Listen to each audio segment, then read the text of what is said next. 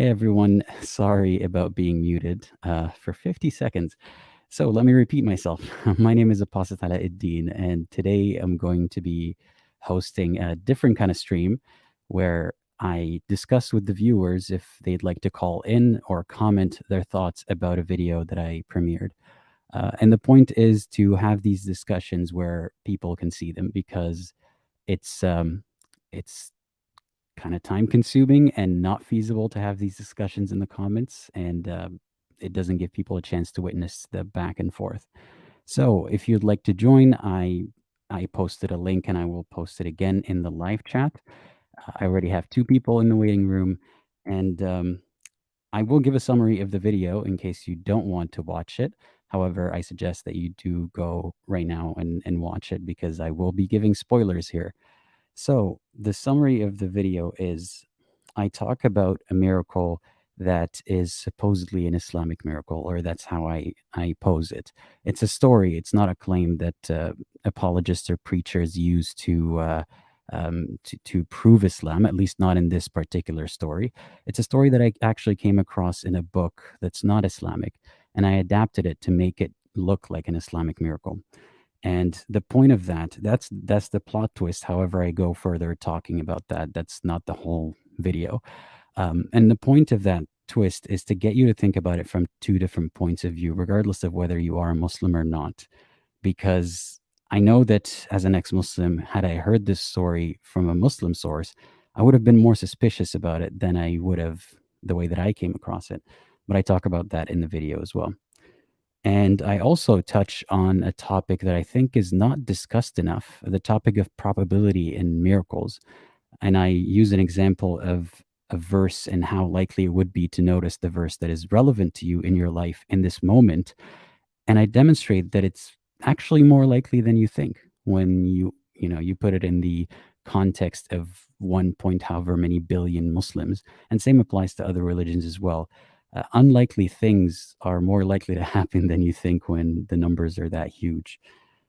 Anyhow, so today I have two callers already, and I would like to hear your thoughts in the comments as well. I will take them when I can in between calls. And if there aren't enough callers, we can either turn it into a Q&A or, yeah, we'll see how that goes. So I'll be adding James as our first caller. I'll be adding him in 3, 2, 1. Hi, James. How are you? Hi, good afternoon. I'm very well, thank you. How are you? I am good. Thanks for asking. So tell us a brief overview of who you are, your background, and what you'd like to talk about. Yeah, I'm somewhere between atheist and agnostic from a Christian background. I've been watching your videos for a while. I think that was thoughtful and invite people to sort of think about their assumptions and how they came to them, especially this video. I think it did a really great job about it. Thank you. So is a topic about sort of how we reacted to the video and like what parts we found sort of suspicious or that sort of thing. Yeah, your thoughts, like what was going on in your head, and it's not just agreement with the video. In fact, I'm looking forward to the opposite. Actually, I mean both, but so yeah, tell me what were you thinking as you watched it, and what are you thinking now?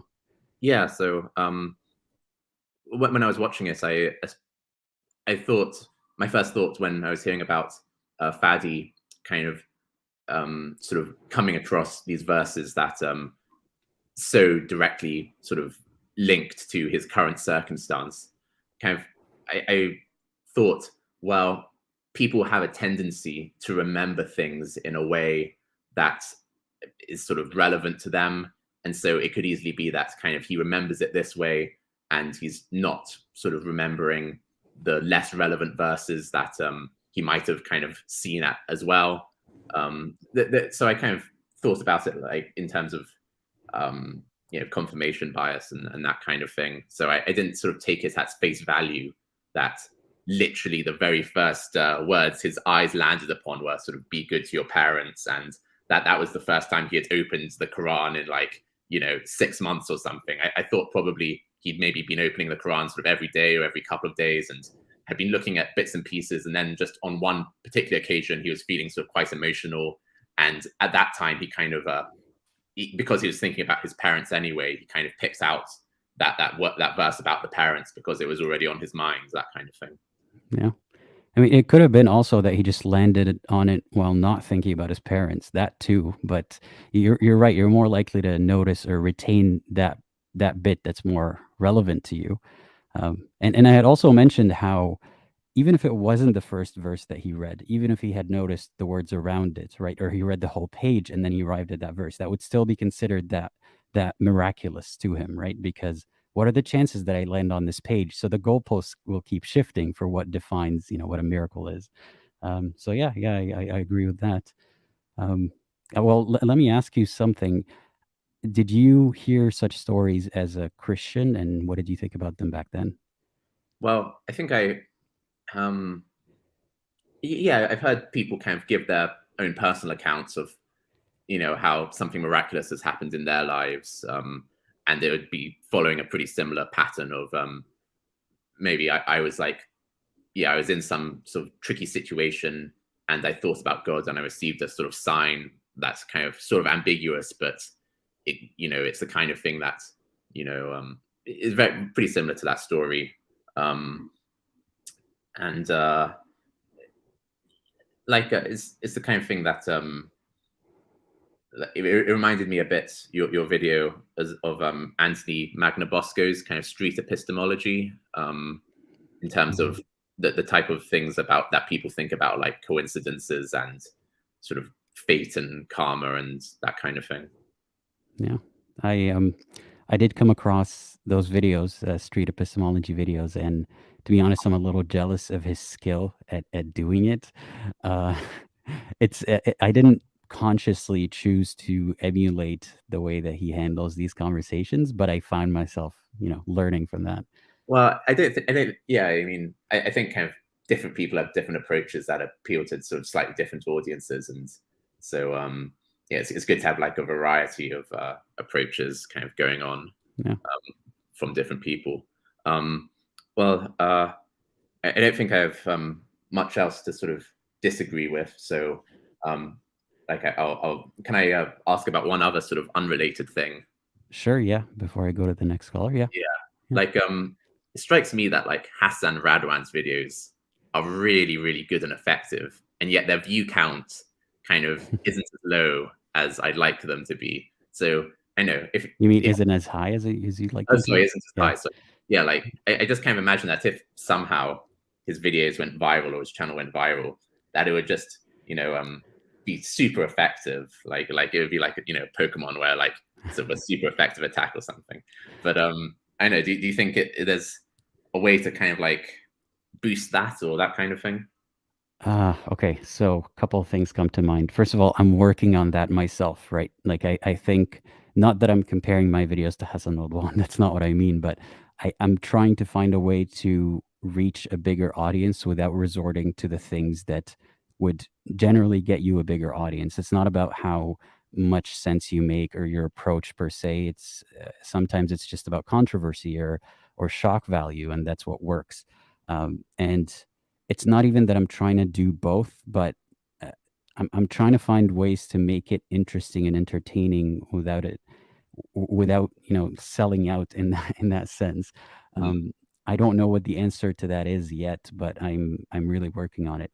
The second thing that came to mind was when I came across his videos. I remember honestly, I don't remember what stage. I might have come across him at multiple stages, in my, I suppose, deconstruction or deconversion, so to speak. And in my mind, I didn't even notice that the view count was low. So I think his main video, or the one video where he was talking about like his background or leaving Islam, that one had something like over 100,000. I'm not sure, but everything else was, a couple of tens of thousands or something. And I didn't notice that. And up until recently, I was under the impression that they were more popular than they actually are. So my point here is I came across them and they helped me without me looking at the bigger picture of, whether they reached a lot of people or not. And that highlights the significance of it on an individual scale, right? Like it still matters. It's easy to dismiss all that. Not that I'm saying that you're doing it, but it's easy to forget all that when you don't see the numbers are very high. I think there's a lot of value because at the end of the day, what a person would walk away from, one person from that video could be a lot more valuable than 1,000 people from another video that's just not as valuable. You know what I mean? Yeah, I just see them as kind of like an untapped resource in that, like, Yeah. I feel like it would be like a sort of a ray gun that just sort of shoots these ideas. But that's what I'm saying. But I agree with what you're saying as well. Anyway, Yeah. thank you very much for having me on. It's been a pleasure. Keep doing what you're doing. Your good stuff. Thank you. I appreciate that. Thank you very much. Bye bye. All right, so we've got one more person in the room waiting. There was also a Muslim here. Oh, okay. Okay.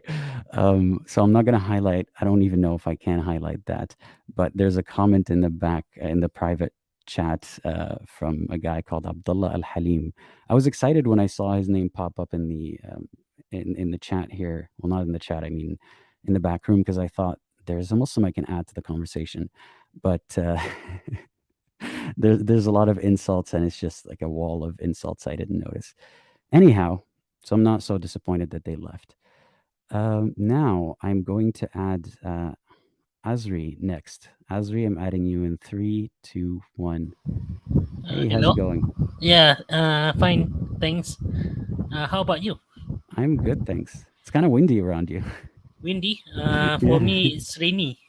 Rainy, okay. Yeah. Okay. I have nothing to say. Except like I said like I commented before in the premiere. I believe a sign should bring benefits, like curing the blind and leper. Sorry, So say that again. benefits. Sign should associate with benefits. You're saying a miracle should bring benefits? Yeah, benefits. So that's what defines a miracle to you. Yeah, to me. For example, like splitting the moon is completely nonsense. I disagree. uh, Okay. Well, I got a question to ask you then. Well, in the examples that I gave, there was a benefit, right? The person did survive, yes, partly because of that. So do I you see that? I rewatched the. I actually first missed it, and then I rewatched the video a bit. It's about hope, right? Yeah, in a sense, that was a benefit, right? So does that fall in the definition of a miracle for you? But miracle from whom? Is it from God? From God, is it? The Right. hope. But you were saying that it's only a miracle if there's a benefit to it, right? So there was a benefit to that. Some might argue. Is So it a miracle or not? basically, the person who wrote the book, right? The who gives benefit, who gives hope. So yeah, I think perhaps that's a miracle. Yep, Perhaps. perhaps. Okay. So what for you, for example, what are the things that you are grateful for? What are things that I'm grateful for? Just in general? Yeah, in general, maybe those are kind of miracles or something. Well, nothing that I would consider a miracle, but I'm grateful for a lot of things in my life, for relatively good health, for opportunities that I have, for a lot of things, yeah. But how do I link those two miracles? Perhaps into benefit. For example, I'm grateful to technology so that I can meet you, can meet people like David Wood and some apostate prophet. Uh, yeah, something like that. I'm grateful to technology, but technology can be associated to truth and justice. So perhaps if there's a movement, I will fight for truth and justice. Okay, all right. Well, thank you for sharing your thoughts today. Okay, I think that's all. Yeah. Well, have a good day, and I hope the rain stops soon where you are. Actually, I like the rain. You do? Okay. Yeah. Then I hope it Okay. doesn't. But I hope you're safe and everyone's safe where you are. Okay. Thank you. All right. Thanks. Take care. Bye Goodbye. bye. So, thanks, Azri, for joining. I just added the link again for anyone who wants to join. In the back room, I have Secular Spirit, who we've done a few streams together so far, and we will be doing another soon. And there is a commenter who wants to join, so Secular Spirit may be after that if we can get TCR to join. So there's the link. In the meantime, any thoughts in the comments? I feel like I should have left even more time between the premiere and the stream, but I wanted to get them done with, because I'm allocating some time to handle it. But next time, I suppose I'll leave maybe even a day or two between publishing a video and the stream discussing it. That was a bit of a short-sighted decision on my account. So yeah, we're still waiting for TCR. In the meantime, what should I talk about? I could tell you about some of the projects that I am working on. Oh, there's Mike in the back room. Mike, please let us know. There's a couple of people in the back room as well. Ziva and Mike, please let us know in the private chat just a brief overview of your background, and then I can add Mike to the call first. Yeah, so in the meantime, Nim Grace is saying, can you give some other examples of miracles you heard as a child about Islam? Oh, so many. Are you asking about miracles that are rooted in Islamic narrative, or miracles that are told in folklore and by people, about miracles that they witnessed or that they've heard?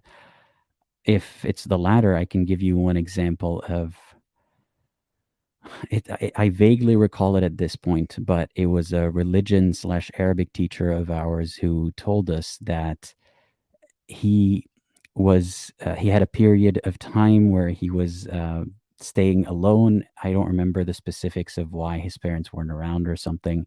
And he used to pray, and every day he would find food provided for him, like a cooked meal.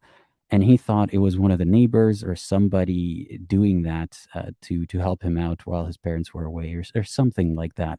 And then, even at the time, I thought that's highly suspicious, but okay. And then years later, I was told by younger kids that they heard the story again, except this time it was about someone else, not the teacher. They've heard it from the same person, but the details were different. So it's happened before like that. And now I feel like my internet is unstable. Give me a second to adjust that.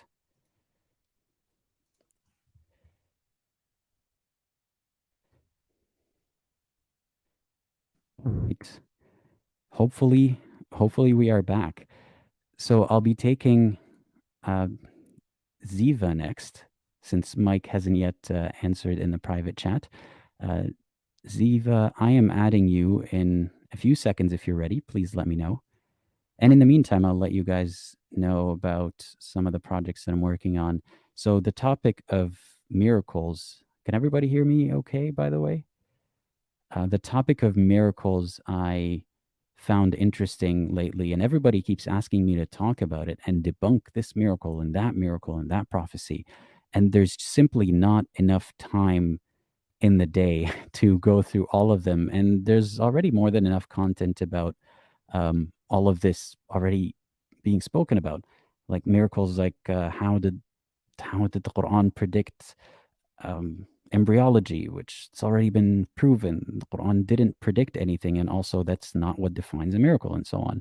So anyway, I have a new approach, I think, to tackling all of those scientific miracles in one go, without having to delve into details about each one. So I'm really excited to make progress in that project. So please stay tuned, like, subscribe, all that stuff. And that's one of the videos that I'm excited about. There's a conversation with a Muslim convert coming up next week. It's already been recorded in a live stream, but it's going to be posted next week. Anyhow, now we're getting to Ziva. Ziva, I'm adding you in 3, 2, 1. Hey, how's it going? Hey, just checking. My mic is working and everything? Yeah, your mic is working. Yeah, okay. So I'm nervous. I haven't called into a live before, which is why also my camera is off because my hair is dirty. And also I've just drank a bunch of coffee. So if I'm all over the place a little bit with my thoughts, I apologize for that. So I already said this in a private. Oh, sorry. Go ahead. No, that's okay. I was just saying that's fine. There's no need to worry. It's going to be pretty slow paced. It's okay. Okay, cool. So yeah, I already said this in the private chat, but my background might be, I don't think this is sort of the usual background for your followers or people who engage with your content. You'd be surprised. You'd be surprised. Yeah. I've had a Jewish atheist on before. Oh, cool. Yeah. That also doesn't surprise me, to be honest. But please do yeah. explain to the viewers. Yeah. So so usually the question that people have is like, how can you be Jewish and an atheist? Because it's a religion and it's very, very big on monotheism. And there are a lot of different explanations, and I'm going to focus on what's relevant to me and to what I had to say about this story. Sorry, my kitten is making a ton of noise in the background. Oh, we can't hear it, but it's fine. Okay, cool. So yeah, so part of it is because Judaism is an ethno-religion, which is a weird sounding word if you're used to a sort of Christo-Islamic paradigm. But the sort of summary of it is that instead of like a culture growing out of practitioners of a religion, the religion of Judaism grew out of a pre-existing culture. Oh, comment from a Jewish atheist. But yeah, so I don't consider myself religious, but there are actually people who are religious Jews who are atheists. They're even like atheist rabbis, things like that. So I also so I've only just watched the section of the video that was about this miracle, and I had a couple of comments about it, about why basically I think it's not actually that unlikely, but also it's completely mundane. Like if it did happen, then there's a really simple mundane explanation, not just coincidence, but it's actually sort of a cultural explanation. So if I recall correctly, the page that he says he found and crumpled up in the pocket was from a prayer book, not from a scripture book. Is that right? Yeah, Shema Israel is the name of the book, or the name of the prayer. I'm not sure, but I don't think it was. Yeah, from it would be. It's the name of the prayer, and in this context, it would be pronounced Yisrael with like I've exaggerated it there, but a stop there. And also, I want to say for context, it's not anything to do with politics. It's an ancient quote, and in this context, Yisrael just means the Jewish people. It doesn't mean anything political, just before anybody wonders. Yeah, thanks for clarifying for people. Yeah.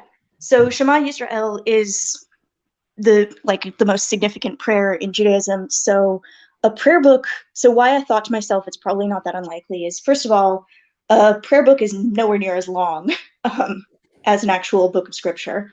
And because that's a significant prayer, I occasionally go to synagogue for like particular events and stuff like that. So I haven't seen prayer books very often, but when I do, I'm pretty sure that I've seen the Shema, which is like what people call it for short. I've seen prayer books that have the Shema multiple times in them, because the prayer books are a guide to when you say the prayers, and there are a number of different times when you say the Shema. So yeah, so chances are it's in there a lot, so it's not very unlikely. But also, whoever had that outfit before, if they chose to tear a page out of a book, I can imagine that they would have chosen Shema. And as for the first one of it being, of him randomly landing on "be good to your parents," and you talked about how he might have reacted differently if he was less religious or more religious, but also something that I sort of wanted to add in there is that even religious Jews and or Jews who believe in God, so even they would not necessarily, or probably not, think of landing on a random verse as being like a sign from God. And even if they were very religious, there's a large chance that they would think, oh, wow, that's a valuable coincidence. Like, that's inspired me a lot, even though like they wouldn't necessarily think that it was actually God doing it. So, and also part of like Jewish people have a very different relationship to holy texts than Christians or Muslims. And it's very much seen as being something where the people have a relationship with the text that isn't dependent on just reciting it or just believing it in a literal truth sense. In fact, it's actually considered by most mainstream Judaism to be a heresy to say that everything is literal and that there's no additional interpretation needed. So yeah, so including like secular people such as myself might still find, I mean, like, I would prefer to have a different book. Like, I would rather have like a Terry Pratchett book or something. But if I was in a really horrible environment and all I had available was the Torah or the Tanakh, which is all of the books, then I would probably still look through it in hopes of finding something that's, I mean, if nothing else, pretty, you know? Mhm. So Well, I'm curious about something yeah. you said. You Oh, yeah, said absolutely. that a Jewish person is less likely to think that this coincidence is a miracle or something Yeah, other at than a least miracle. Mhm. at least that's my take on it. And Well, as to why is that, you think? so, I mean, for all I know, there might be Jewish people who disagree with me on that. But when, for instance, this is something that I hear more from evangelical and fundamentalist Christians, the idea that if they pray and they hear something, they're like, that thought feels like God, not me. Um, it's, I'm a little behind on my religious education. Well, I'm very behind on my religious education. But as far as I know, it's currently taught that at this point in the post-prophetic era, if a magic sounding voice appears to you in your head, you should not think, oh, that's God. Like, it's taught that that's very unlikely, and that you should not assume God is speaking to you. But I suppose that's more to do with voices and stuff. But in terms of miracles, there is a very famous story from the Talmud, which is sort of, it's like a record of hundreds of years of rabbis arguing about what scripture means, basically. And there's a famous story that also may help understand Jewish culture in this context. And sorry, I know this is all kind of somewhat of a tangent from the topic, but No, that's I okay. think that it's That's really interesting to relevant. learn. Like I didn't know Yeah, that was as you say, a point that if you've heard a voice, don't yeah, take that to mean something divine. I think that's very prudent to teach people. yeah, absolutely. Though there is also an idea that just because it's a voice from inside of yourself rather from God, that doesn't mean that it's a bad voice. Like, it might be Mm. something valuable. But so there's a famous Talmudic story that there's a modern version of a joke that's based on it. So I'll go with that one, that there are four rabbis and they're arguing about a certain point, and one of them disagrees and the other three all agree. And the one who disagrees looks up and says, God, if I'm right, turn this sunny day into a storm. And suddenly, in the distance, out the window, they see a storm on the horizon. And the others say, well, that was a very convenient coincidence for you, but that doesn't prove what you're saying. And so he says, okay, God, if I am right, bring the storm to us. And suddenly it rolls way faster than storms normally do. And the others say, that's still like weather. This is just how weather works. Things move around. It doesn't prove what you're saying. And he says, okay, God, if I'm right, show us a sign that none of these people can deny. And lightning strikes the roof, and God's voice booms down from the heavens. He is correct. And the other three rabbis look at each other for a minute and then say, okay, well, now it's 3 against 2. So there's still, even if God himself weighs in, then it's like, well, we can still disagree with you.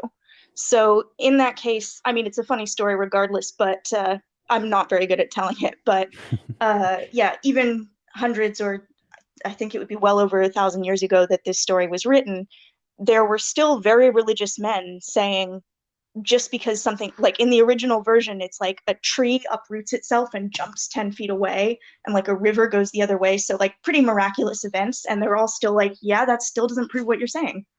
Mhm. So, but yeah, regarding and also as a side note, and then Well, let me say something. oh, yeah, So something that came to mind.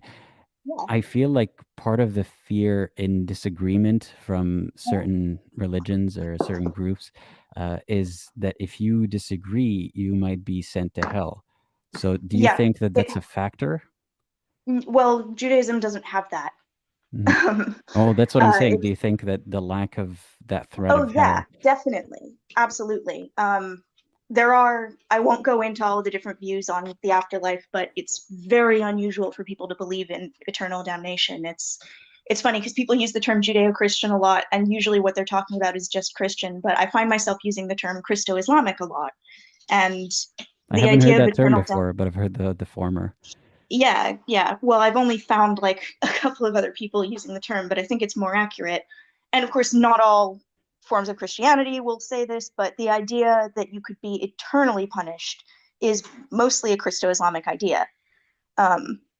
So, oh, and then there was a side note about sort of Jewish cultural background, and then I do have some stuff to say about like the actual, like how it affects people's faith and the ideas of probability. Ugh, kitten is jumping all over the place. You were talking about whether it leads somebody to believe that like Yahweh or Allah is real. So Yahweh is not actually a name that Jews use for God at all. Like You're not supposed to academics say it out loud or something like that. It's not just that, it's also that, so however many thousand years ago, it became a rule to not say it out loud. Originally, you could say it, but after hundreds of years of not saying it out loud, the pronunciation was lost because Hebrew letters don't have, or it didn't yet have like diacritics that could indicate vowels. So basically, even though I'm not religious and I don't believe that you have to avoid saying God's name, no rabbinic Jews, so like for the last 2,000 years, will use the word Yahweh for God. So to be more accurate, whether this is like, it's just easier, and I even have like a history teacher and stuff who does the same thing. If you're referring to how a Jew would refer to God, it's probably Hashem, which just means the name. So it's yeah, both creative and uncreative, but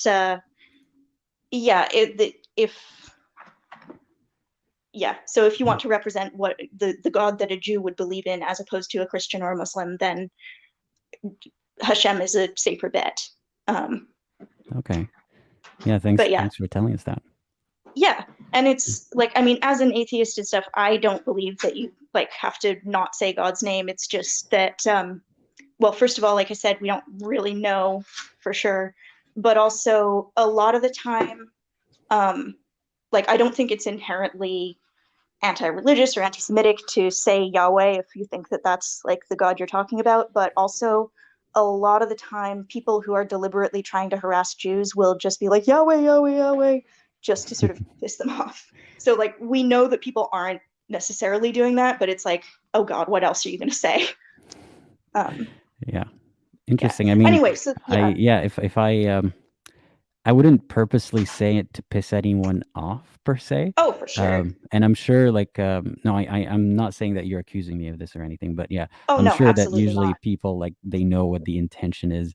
And I find that silly, like when someone's trying to piss off a Jewish person by saying Yahweh. It's like trying to piss off a Muslim by saying I like bacon or something, you know, like, okay, and so what? But yeah. Kind of. Yeah. But It's just yeah. Anyhow, yeah. But yeah. So with the actual topic more of the stream, yeah, I think it's sort of I have ideas about how to bring it back to the topic of the stream, but do you? Because I'm currently having like brain fart. Well, no, yeah, I just wanted to know if you have any last thoughts on like the video that you watched, anything that came to mind, like when you were listening to the story, being an Islamic story, what did you think of? That's what I want to ask you before I take the next caller, I suppose. Well, honestly, what I was thinking was that I assumed, because I knew that it was going to be a bait and switch as to which religion it was, and I thought obvious? As I was hearing that, oh, this is definitely going to be a Christian thing. Because the idea, you know, that God will give you the exact right thing, like a lot of the time when I hear Muslim apologists and evangelists, I guess, it's like, God, it sounds exactly like Christians and like chick tracts and stuff. And so I think I really like the point that you make very often in your TikToks and in your videos that even if you use like one of the philosophical arguments for God, like there being a first cause, it's like, okay, but which God? And like all of the reasons people give of like, you know, well, it says so in my book. It's like, and why do you know that that your book is the right one? Because God said so, etc.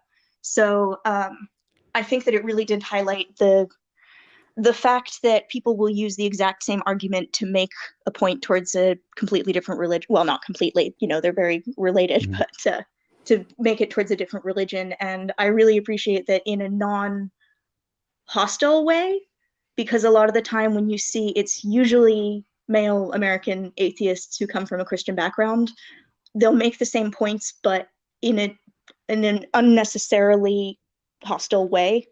And I do think I appreciate that, like, you do express your anger at a lot of the things that are very rightfully making you hurt and angry. But yeah, I just want to say I really appreciate the way that you balance out your message with acknowledging your own feelings. So yeah. Thank you for Hope saying that was that. interesting. I appreciate you saying that. Yeah.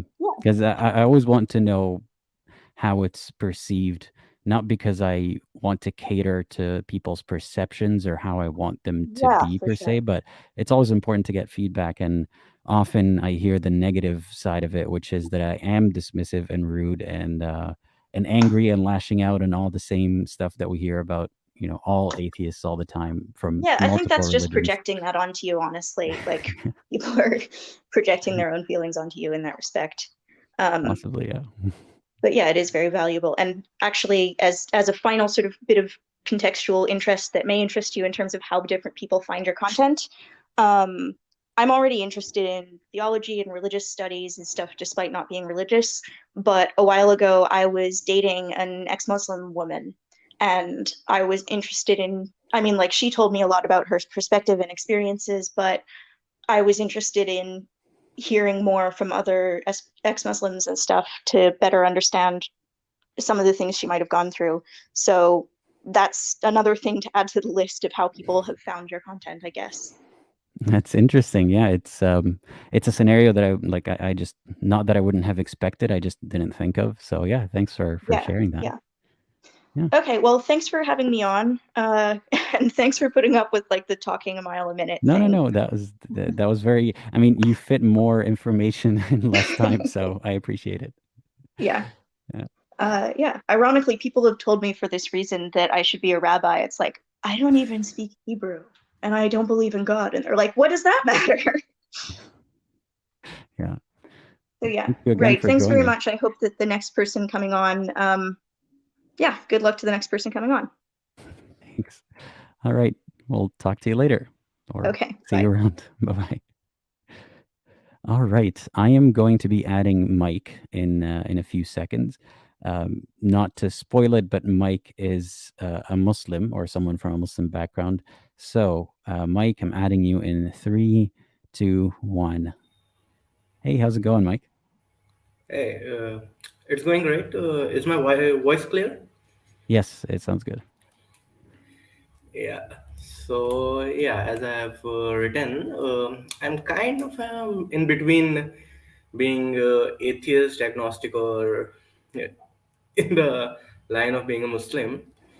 So this is my first stream, by the way. Okay, I have never talked to anyone before, ever. Okay. You mean, online, I understand, but in real life, you mean? How you have never talked about these? Like in human environment, in a meeting environment, no. No? Okay. Could say that. Yeah. Okay, well, So if yeah, I am all over the place, if I'm that's panicking, okay. so just bear with me, please. I'm glad that you're comfortable enough to do this. Your first time would be here, but yeah, please go ahead. Yeah. Yeah. Yeah, So while listening to the topic of miracles, I just got a really good question which I saw in the video, one of the videos. What would make you believe in a God? Like a lot of people gave answer like, okay, if God does this and this and this and this, I would believe in it. Or let's take the Islamic or Judo-Christian God out of the way, because there's way too many contradictions. But what would make you believe in a God?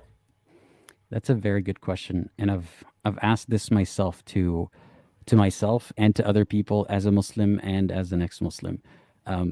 to make it more specific, what would make me believe in a God and what definition? Just a general, like a specific God from a certain religion, or that there is a God? What do you mean exactly? Like that, like if there is a God, If there is what a would God. make you believe in it?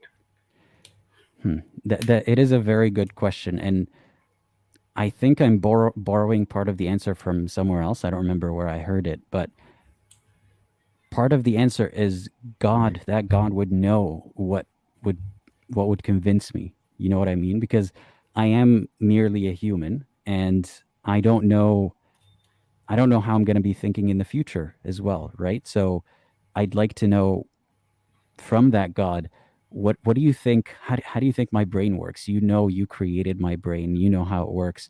You know the best method of transmitting this fact, because it is very difficult to prove that that's a God, given how how dreams work or how delusions work, right? What would convince me that I'm not currently hallucinating, right? Um, I feel like that God would know exactly how to make it clear to me beyond a shadow of a doubt that it is God. And also, I would like to know after that, say that God did prove to me that it is, say, Allah or whatever other God. When it instructs me to do something, like, or when it says something like, for example, all disbelievers will go to hell, I would still not be convinced of the concept itself. I would still want to know why, or I would want these clarifications. The only thing that's out of the way would be in that hypothetical that I know for certain that this is God, and I would be obeying because I know what the consequences are true. But it doesn't mean that I will, inside my heart, that I could love that God or even respect it. Right? It would be just a respect of authority rather than admiration in any way. But to get back to it, like, part of the answer would have to be something that multiple people or many people can verify. And even that becomes difficult, because how do we know that it's not just some faraway future or, advanced civilization that is able to, do things that we're not able to do? For example, if you went back in time 1,400 years and you showed people a helicopter and you say this can take you up to God, right? People would believe that, because that's not a thing that they can break the rules of physics and fly. So, yeah, I honestly don't know what it is exactly that would convince me, but hopefully this also answers a question. I'd like to remind people that just because I don't have an answer doesn't mean that the proposed answer should be adopted. In other words, if somebody, gives me a method and says, well, then in that case, why don't you take miracles as proof of God? Well, just because I don't have a way to know yet doesn't mean that this way is correct. So yeah, sorry for rambling. That's what I had in mind about that. Yeah, that is exactly kind of my thought process. Uh, like in the movie Bruce Almighty, sorry, was it Bruce Almighty or I think so. Yeah, I've yeah, watched it a in long the time ago. Yeah. yeah, with Morgan Freeman and Jim Carrey. Mhm. Yeah, it was Bruce Almighty. Even with the all the powers of God, he wasn't able to make his wife love him. How how are we supposed to, how, means how is even if he proves us that he is real, how, mm, and if everything is written in like everything is written in our, what was the word, I forgot that specific You mean the preserved tablet or yeah, qada yeah, and yeah, qadar? that Yeah. one. Yeah. Yeah. So if it's already written, whatever is our destiny is, how is they able to prove to us? If I'm Yeah. all over the place, sorry. No, So that's fine. That was one of my first questions that later turned into doubts about Islam, was that one. yeah, actually, that was my first question. My mother was reading the translation of the Quran for me, and out of the blue, I just it happens that that line came across me, and I was like, wait. If everything is written and everybody's destiny is pre-designed, how are we supposed to do anything, right? In our own way. Well, have you heard Wondered- answers from like Muslims or Muslim preachers? Yeah, I have heard a lot of answers, but it all comes down to Allah knows best. Yeah. You know what's funny is Muhammad Hijab. He constantly critiques Christianity and other religions by talking about, for example, how it's a logical inconsistency that God would be three, right? The Holy Trinity, or be more than one. And then when he talks about this issue, predestination and free will, which I will have a video about in the future, hopefully, if I have time, he says that God has to make it work. It's a paradox, but God is all powerful, so he will, he will make the paradox happen. And that's what the premise that he uses to dismiss other religions. So you could see the cognitive dissonance here. Yeah, I don't know how it would work. The only answer that came close to making sense is when Muslims say, because everything, like, God is not influencing it, he's just watching it happen. He's just letting you play it out. It's still your fault. But that doesn't make sense, because that would imply that God doesn't know the outcome, right? And would that make the part of the dua, the most one of the most important part of the namaz, like redundant? Wouldn't that make it redundant? Yeah, you can ask for something, and then they say it's either going to be God is going to give you the thing, or it's going to come in the future or after you die. But whatever happens, it's still God's plan. Like, he already planned that you're going to pray, and then he's going to do it or not do it. So yeah, that's I wanted to ask you, did miracles ever convince you, or can miracles convince you of Allah? In the past, maybe I have heard a lot about miracles from the third or fourth hand perspective, but in the present, no, I don't think so. It will convince me that train has gone way past the station. Well, what was it that, like, can you give me such an example of something that used to make sense to you as a miracle? Might not, but there was one time when my aunt told me that his Qari brought a kid back from the hands of the jinn from a forest. that was a really cool thing that happened. Right. I'm sure that actually happened. Yeah. 100%. Yeah. See, well, that kind of thing, I mean, what was it that convinced you back then, and what changed? Like you said, the train has left the station. It's far gone. What made you change that way? See, when I heard that first time, it was around when I was 12 or 13. Then the worst the thing that convinced me to start questioning was when I was 18 or 19. So after that, I started reading the papers about evolution, started watching a lot of videos on specific evolution, because one of my friends has specifically questioned me that why are we evolving, like about evolution. So I dwelled deep into it. Then I found methods of determining the confirmation bias. I found sources to segregate the biases and evidences, if they are different. So maybe that's something which Yeah. will not convince me, because if it's a miracle, we can replicate it. Maybe we can replicate it. If it's evidence, we can replicate it. But if it's a miracle, then you have to convince more population, more people. If it exists by the first hand perspective, then it does not exist. That has never happened in the history of ever.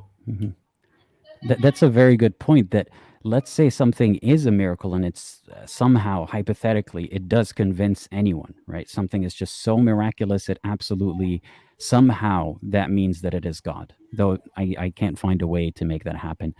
It's still only going to be witnessed by a certain number of people. So the rest of the people have to believe that this happened, right? They have to believe that someone else witnessed it, and then that was enough to convince them of God. That's one step far removed from the miracle.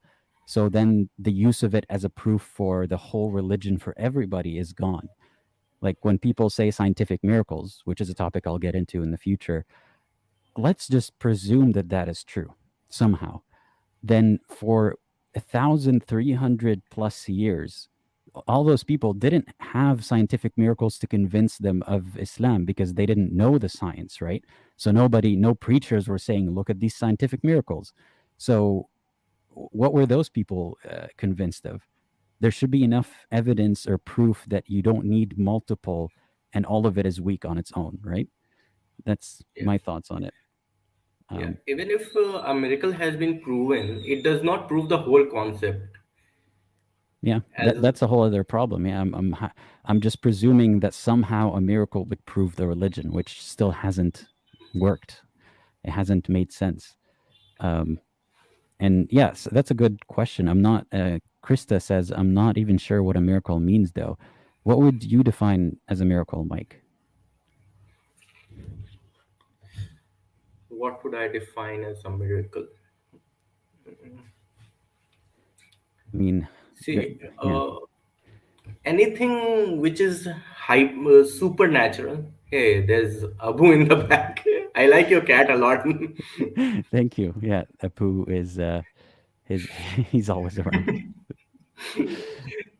Yeah. Back to the question.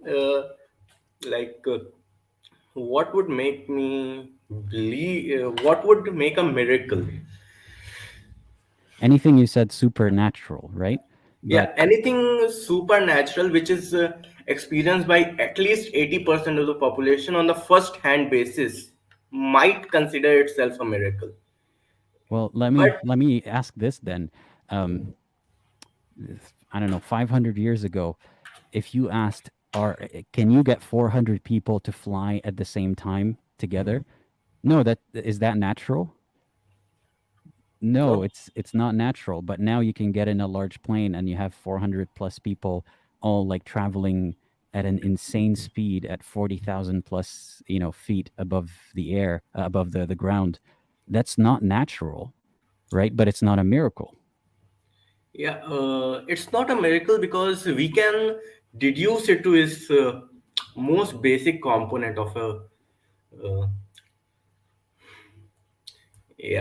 like Mr. like Imran has said. Yeah. That I also like it. Yeah. If you rule out all natural explanation. And I mean, that also brings us to the definition of natural. What does natural mean? If you're just talking about things that are in nature, or you mean things that are in line with the observations of the world, like the laws of physics, for example, something that doesn't break all the laws of reality and physics, but we don't know all of these laws in detail. Yeah.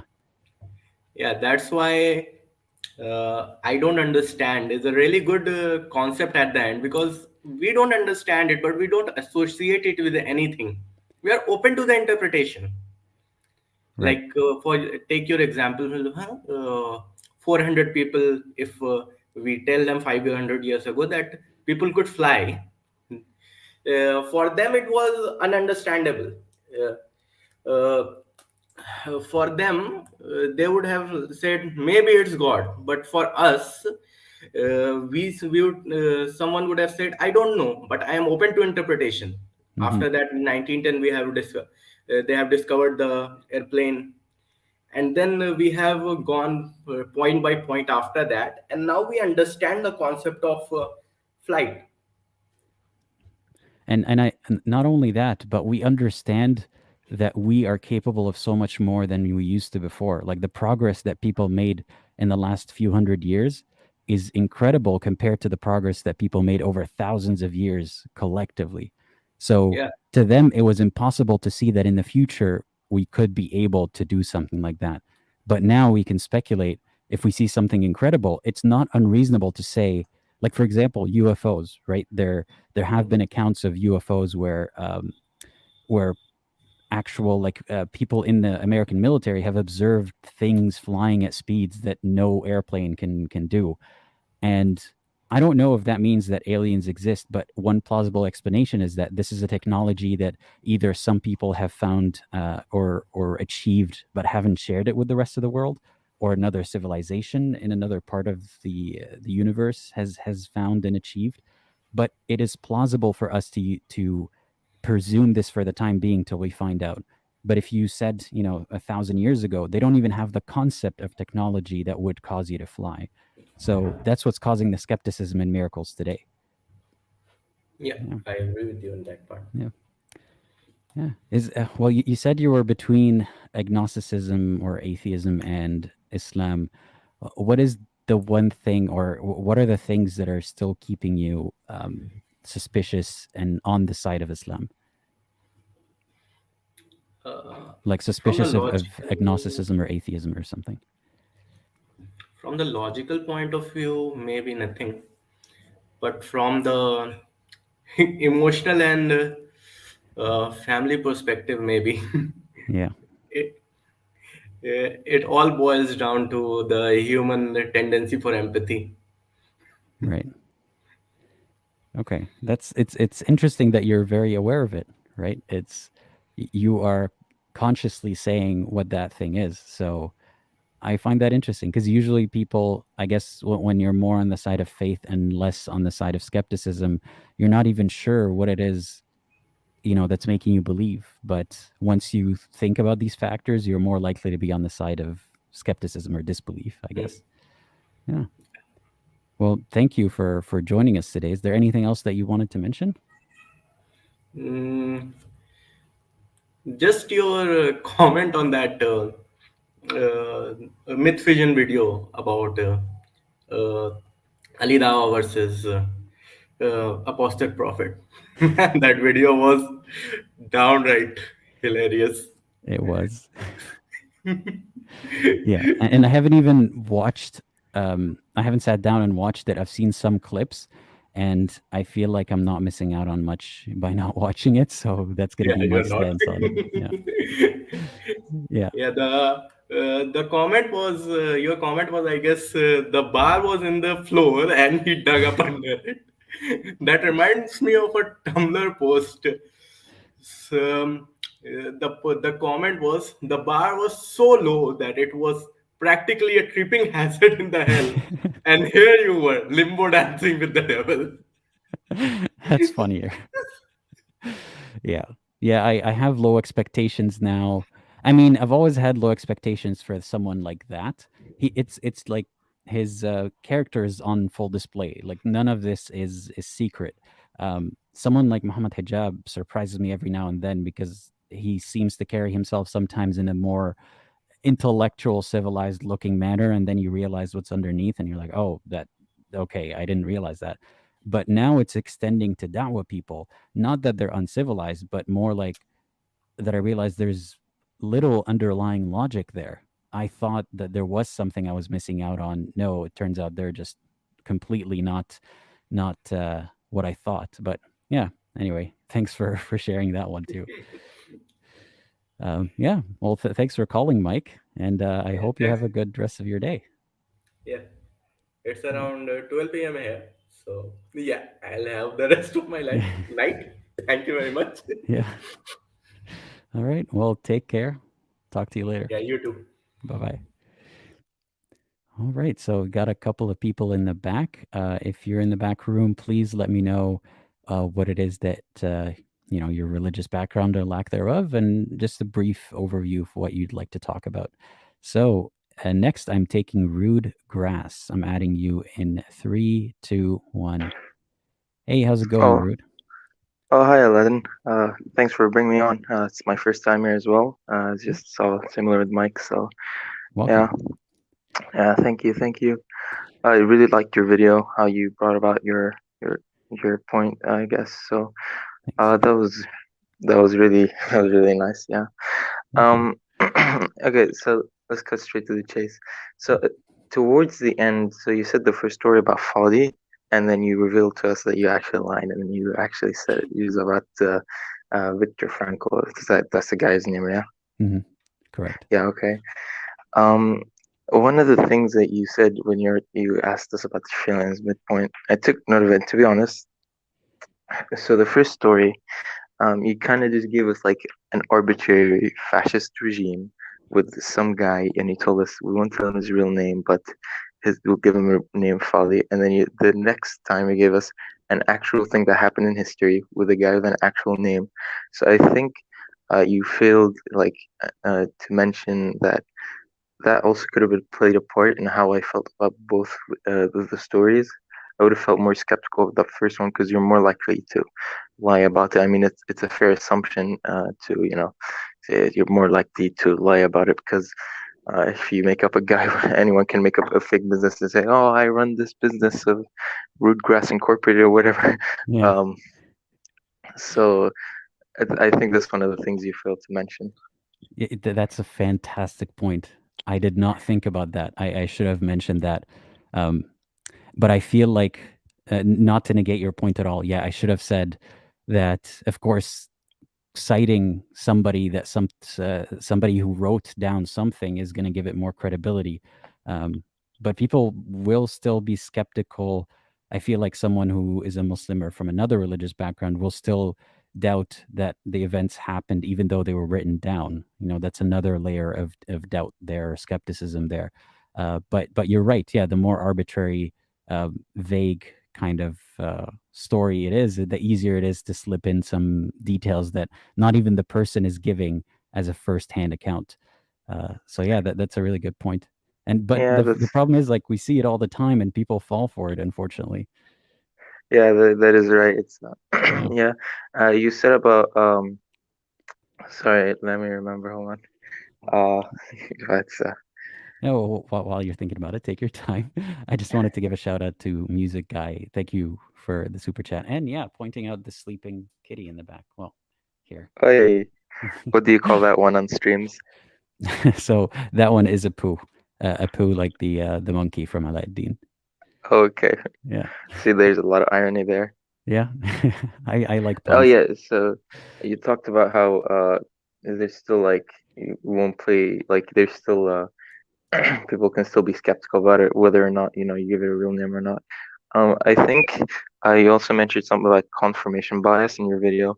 I think that's an excellent point, but I think it would play a bigger part, given that the person is a rational person and not the kind of, oh, the Holocaust didn't happen or something like that. That you'd be like, it play a more major part in kind of doubting your story.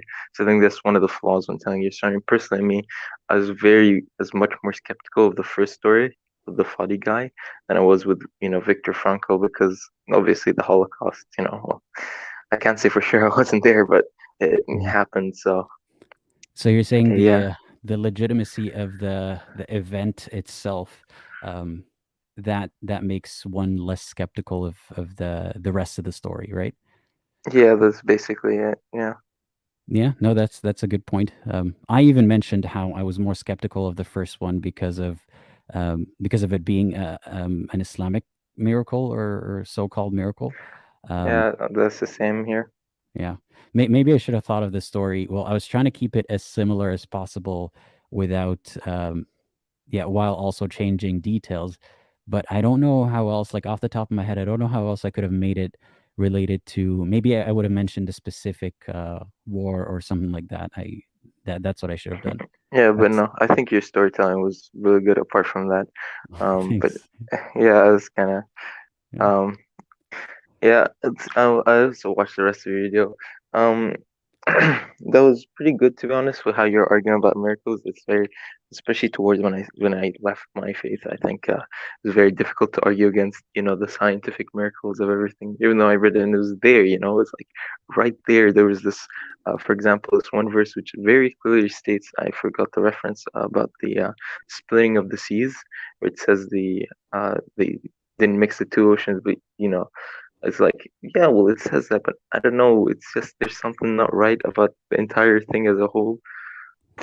I don't remember the specific verse, but off the top of my head, I'm thinking, okay, say that is something. Say that is something that exists. I know that there are areas where, like where I think the delta it would be called, where a river meets the ocean. You can see like the murky The different water. colors. Yeah, it doesn't mean Yeah, that they yeah, but don't that's mix. what they They told. just Yeah, they take time to mix, right? That's if anything, that's false that they don't mix. that's But right. not Yeah, only that, like what if somebody did see that and then it was relayed as a mythical tale or like a story, right? It's not like the world was not connected. There was thousands of years of travel and trade and stuff. So yeah. yeah, and it that makes sense when you look at it. Because I don't know specifically if Muhammad was there, but I know Prophet Muhammad was a merchant at least, so he would have known people that were at least near the Egypt area where the River Nile is, and Oh yeah, they that's would one have that's seen not that. too far. Yeah. Yeah, so I think a lot of his events took place near Saudi Arabia, but he would have definitely had people who were from around the area of Egypt, or modern day Egypt at least. Yeah. I agree with that. That's Yeah. yeah. So that's pretty. That's pretty much it. That's all I wanted to bring up really. So Yeah, well, apart from thank you that, for I bringing think those up. I honestly I didn't think of those 2 points, especially the first one. So yeah, thanks for mentioning that. yeah, no worries. Thank you for bringing me up. As Yeah, I was kind of nervous to be honest. It's my that's first okay. time, so I hope might see me you're less around. nervous now. Yeah, Yeah. it might see me around somewhere. So Yeah. Well, I'll yeah, be looking forward to that. To be honest, yeah. at first I had to read your name multiple times because I'm like, is this one of those trolls that is trying to get me to say No, something on it the has a stream? There's a story. So one time, me and my friend were playing Minecraft, and we're playing creative. We're building like I don't know, an aquarium or something dumb, right? And we had to dig out the grass from all around to make space for the aquarium because we didn't make it on a super flat. We made it on like a normal. And then uh, he's like, is having trouble doing like digging the grass. I was like, oh my god, this rude grass. And it stuck. Yeah, and then I laughed out laughing on my own joke because I have no mic. Well, I have an inside joke with a friend that's just it's just about neck, and the other is about grapes. And I can't explain the context; it's way too long. But it's funny seeing people not know what we mean when we're just like neck or grapes or something. Yeah, So yeah.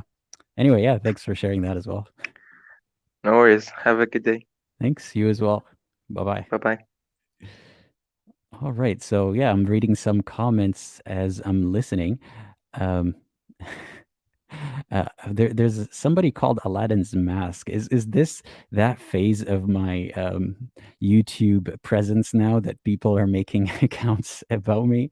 I'm a little flattered, but also it's just interesting. They're saying I'm not sure if there's a God, but I have to do a lot of stuff only religious people do.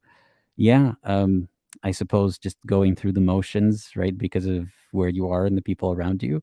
I hope it's not interfering with your life too much, and I hope that eventually you get to figure your life out and not have to do too much that you're not actually interested in doing.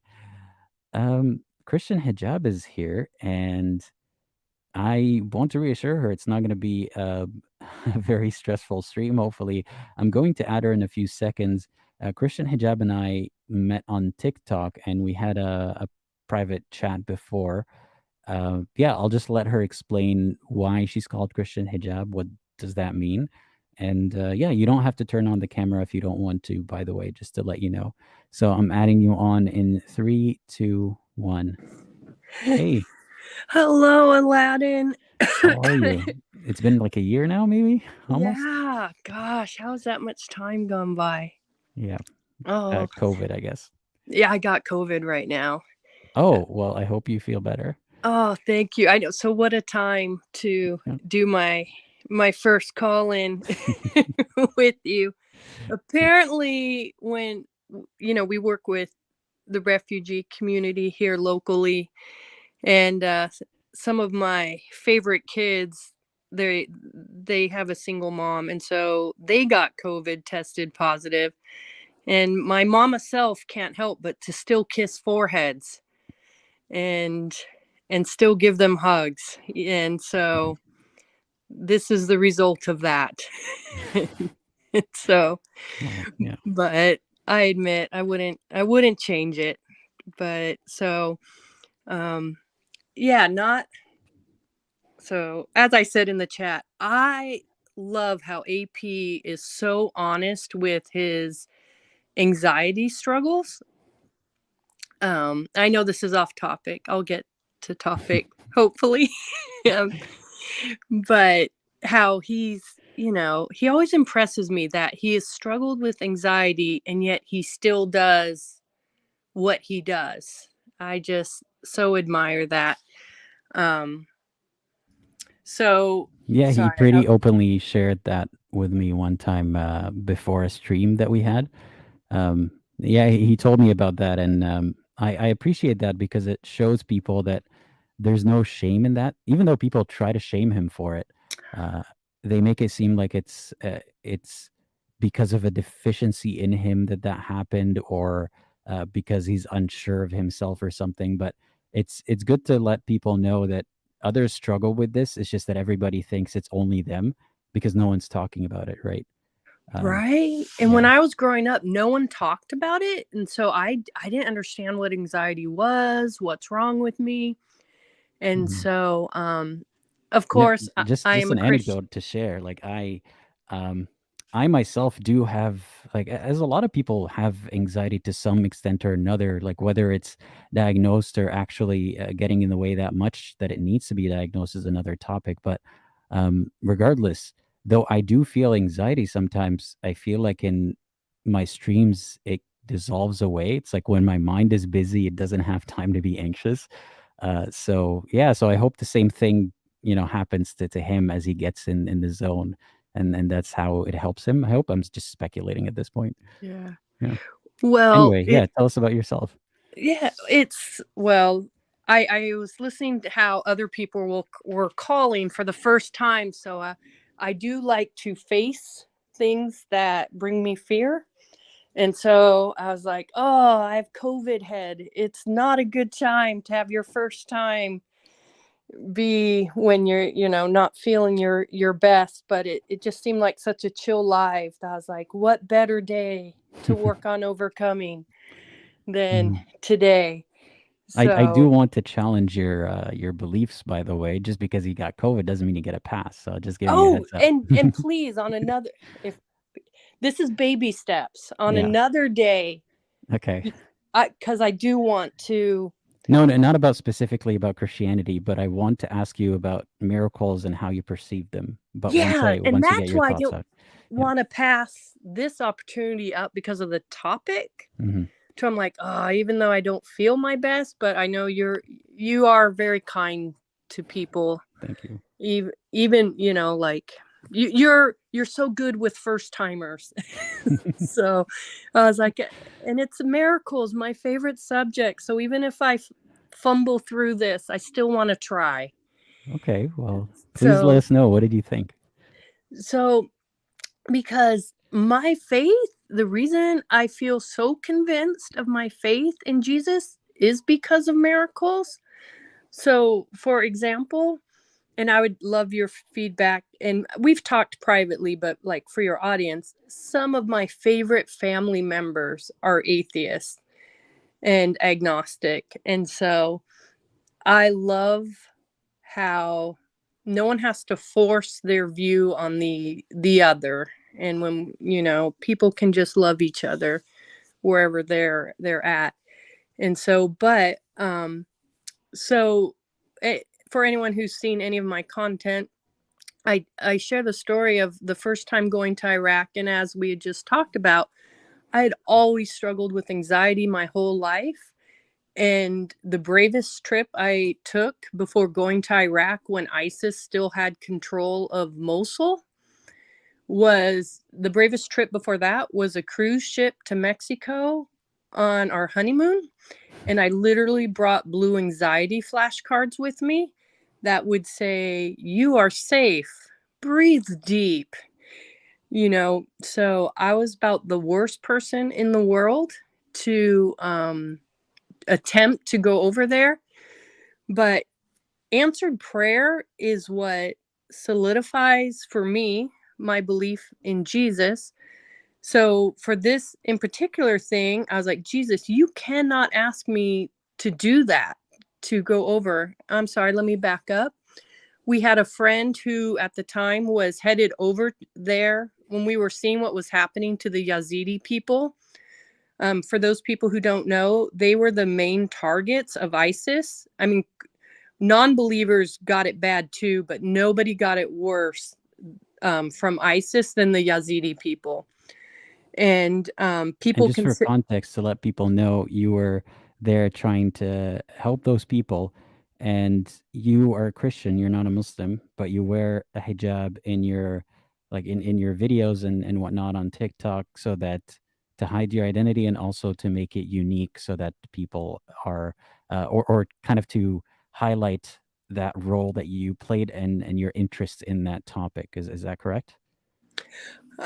Yeah, and so, which is funny, I have people ask me all the time, and I usually don't address it. I'll probably make a video in the future giving a fuller explanation of that, of why the hijab. And so yeah, just giving people context about that, so they're not confused if thank you're you, Muslim or not. Yeah, please interrupt, because I feel like I'm not on point. That's all right. You were talking about I have a question already, but I don't want to interrupt your flow too much. You were talking about how when prayer is answered, that solidifies your if I could share this one part, Jesus. Yeah, and then you ask me whatever, sure. And you may just get a I don't know answer in reply, but I'll do my best. But in this one instance, our friend was going over there to start humanitarian aid. And I told this friend, I said, friend, when you go over there, please tell them there's a mama here who loves those Yazidi girls so much and prays for them every day. And he goes, Christian hijab, you should go yourself. And I was like, no, really, I shouldn't. Being, 20, miles from the capital of ISIS feels like a really bad life choice. But in my prayer time, I said, Jesus, I've always said you're worth everything. If this is of you, I need a sign, because that just feels like not wisdom. And so if this is of you, I want my best friend to go with me, because friends don't let friends get kidnapped alone. If I'm getting kidnapped, I need my best girlfriend with me. And she needs $3,000 to go to cover her costs. And so Christians would call it a Gideon fleece. Like when you're trying to understand God's wisdom on something, if you ask for a sign, we would refer to it because of a story in the Bible. So I'd say, this is my Gideon's fleece. If you provide for my friend Gina $3,000, I will take that as a sign of you, because I need to know this is of you, because I am so scared. I used to have panic attacks just flying here in the US. And so, but I said, I don't know who to ask to help support her. Just seconds after praying that, I got a text from a girl I didn't know very well. She didn't know anything about my prayer. And the text read, hey, Christian hijab, I felt like Jesus wanted me to tell you, if you have a need, I have money. Don't hesitate to ask me. And I was like, shut up. And I called her and I said, hey, friend, there's no pressure. I know you did not mean $3,000. I am just calling to tell you that was really weird, the timing of your text.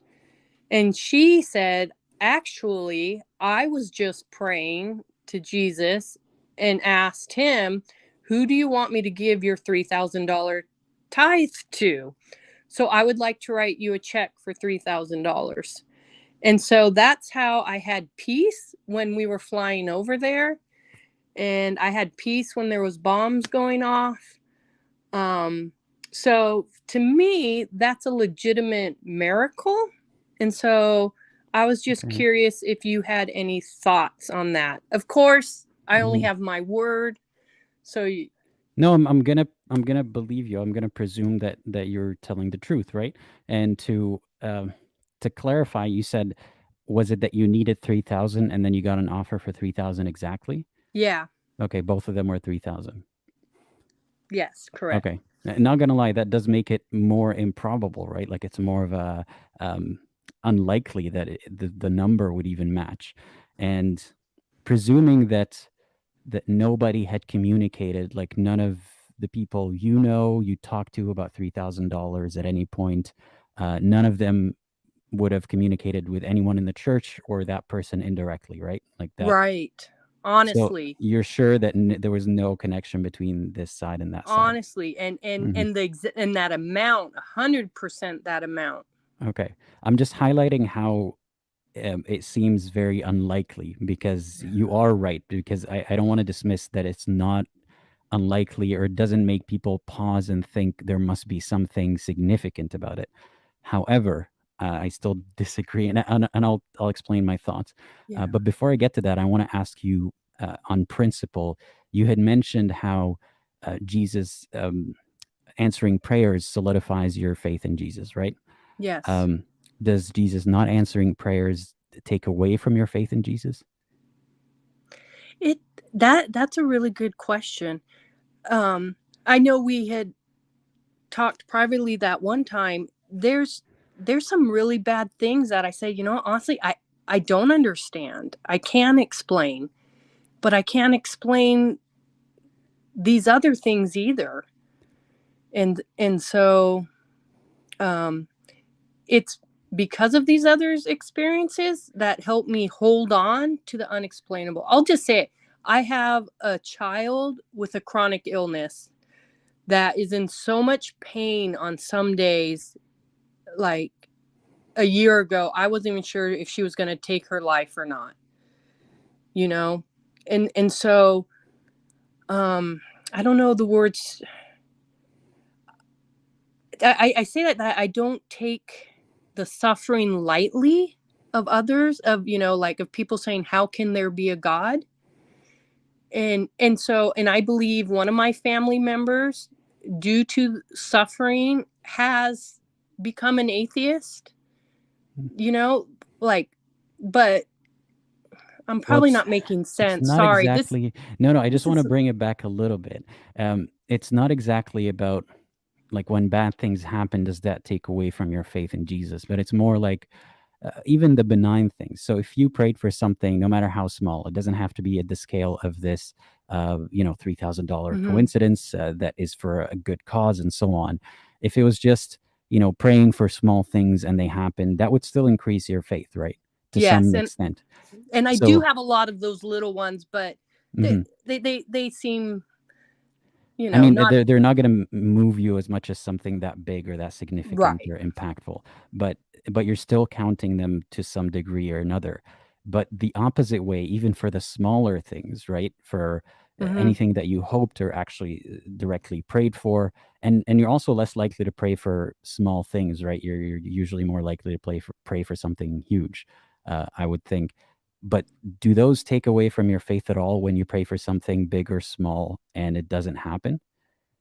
It doesn't, because now there's a scripture in the Bible, I believe it's Romans. Don't count my address of it, right? But it is in Romans. It says, God works all things together for good for those who love him. And I really have seen even the hardest things and even unanswered prayers, like down the road, like good be brought out of it. It's funny because that same concept is also present in Islam. I know it is. Yeah, I know. The idea that it's all for the best, whether it's going to happen in the future or not happen, and that was a better outcome for you anyway, or God is going to, give you better in the afterlife or something to that effect. But my thoughts on that, the reason that I asked is, my opinion is when we only count the things that confirm, that's a definition of confirmation bias, right? When it should be the other way around too. If that's the scale of, when something confirms it, then God gets, so, like, for example, points, for the validity of his existence or the faith specifically. But when God doesn't answer, that still that still leaves room even for, like, when you look back and you think, oh, I wished for this thing and it didn't happen, and look at me now, I'm even better because it didn't happen. That still counts as a point towards God. So I feel like the point system is rigged for God, you know? It's very rigged, because if we went by just fairly anything not happening, meaning that it's God is not listening, then it's going to be more likely that we get to the negative score. You know, it's not even going to be an equal amount. But that's my thoughts on that, and I just wanted to get yours. And to get back to the specifics of your miracle. So first of all, yeah, I'd like to reiterate, it's such a crazy coincidence, right? That 3,000 would happen, and specifically in this moment, and when you wanted to go for this cause. What I think of that is, obviously it seems ridiculous to many religious people if somebody like me says, well, it's just a coincidence. But if you watch the video that I had just played before the stream, I demonstrated how something could be 0.05 or however many % likely, which is incredible, but it happens to so many people. It's just that we don't notice how many times the what was the opportunity for it could happen. Like how many times somebody has prayed and it didn't manifest, right? So I feel like it did happen. It was a good thing in this case. But a bigger point here is, aside from the fact that this happens in other religions and, you know, people praying in other ways to other gods, the bigger issue I have with this is, it seems like God was prioritizing this particular need, which was a positive in your life and of the life of the people that you were able to help. Not to minimize that this was a good thing that happened, but God is prioritizing that over using their power to actually immediately intervene in more efficient ways. Like, it seemed like if that were true, God is prioritizing giving you more faith and whatever positive outcome resulted from that, than actually taking a bigger action and listening to more prayers about more immediate help, right? So that's why, in my, like, from an outsider's point of view, not only would it not convince someone of God, they would be convinced if God existed, they would want to know why this one, when it seems like it's, like, it makes it just more suspiciously a confirmation bias or understanding it after the fact than God actually doing good because he was asked or prayed to. Right. You know what? I understand to the best of my ability what you are saying, which, because of spending time with the Yazidis, and just for your audience who may not know, they were the ones who had like 6,000 of their women kidnapped and sold as sex slaves. Anyone over puberty of the males were killed on the spot. The older women were killed on the spot. And so because we've spent so much time with the people who lived through this trauma, you know, it's not just something I saw on the news. I have faces, stories, and sounds in my head that I just won't ever get out. And which is why I try to do what I do. I actually don't think I'm the best person for the job, because my brain, I am a very simple woman. I don't pretend to be more than that. And not a simple woman in the sense how Muhammad viewed it. Just me personally, Christian hijab is, you know, that I believe I was created that way. And, but that's what got me interested in studying Islam, was also because I have so many Muslim friends and I love them so much, and the women, and seeing how the women were treated in Islam. And so I have people who say that's not Islam. And, you know, I have local women who get beat up. And wait, so I want to link it to what you were saying, or what I was asking about. Yeah. Please do. So about this, I was asking how, or like I mentioned how this miracle has a lot of significance to you, and it would have caused a lot of good things in your life and the lives of people that you have Yes. touched because of this experience, and it did affect the way that you view not only the Yazidis but Muslim women and Muslims in general, and not in a negative way from what you're describing.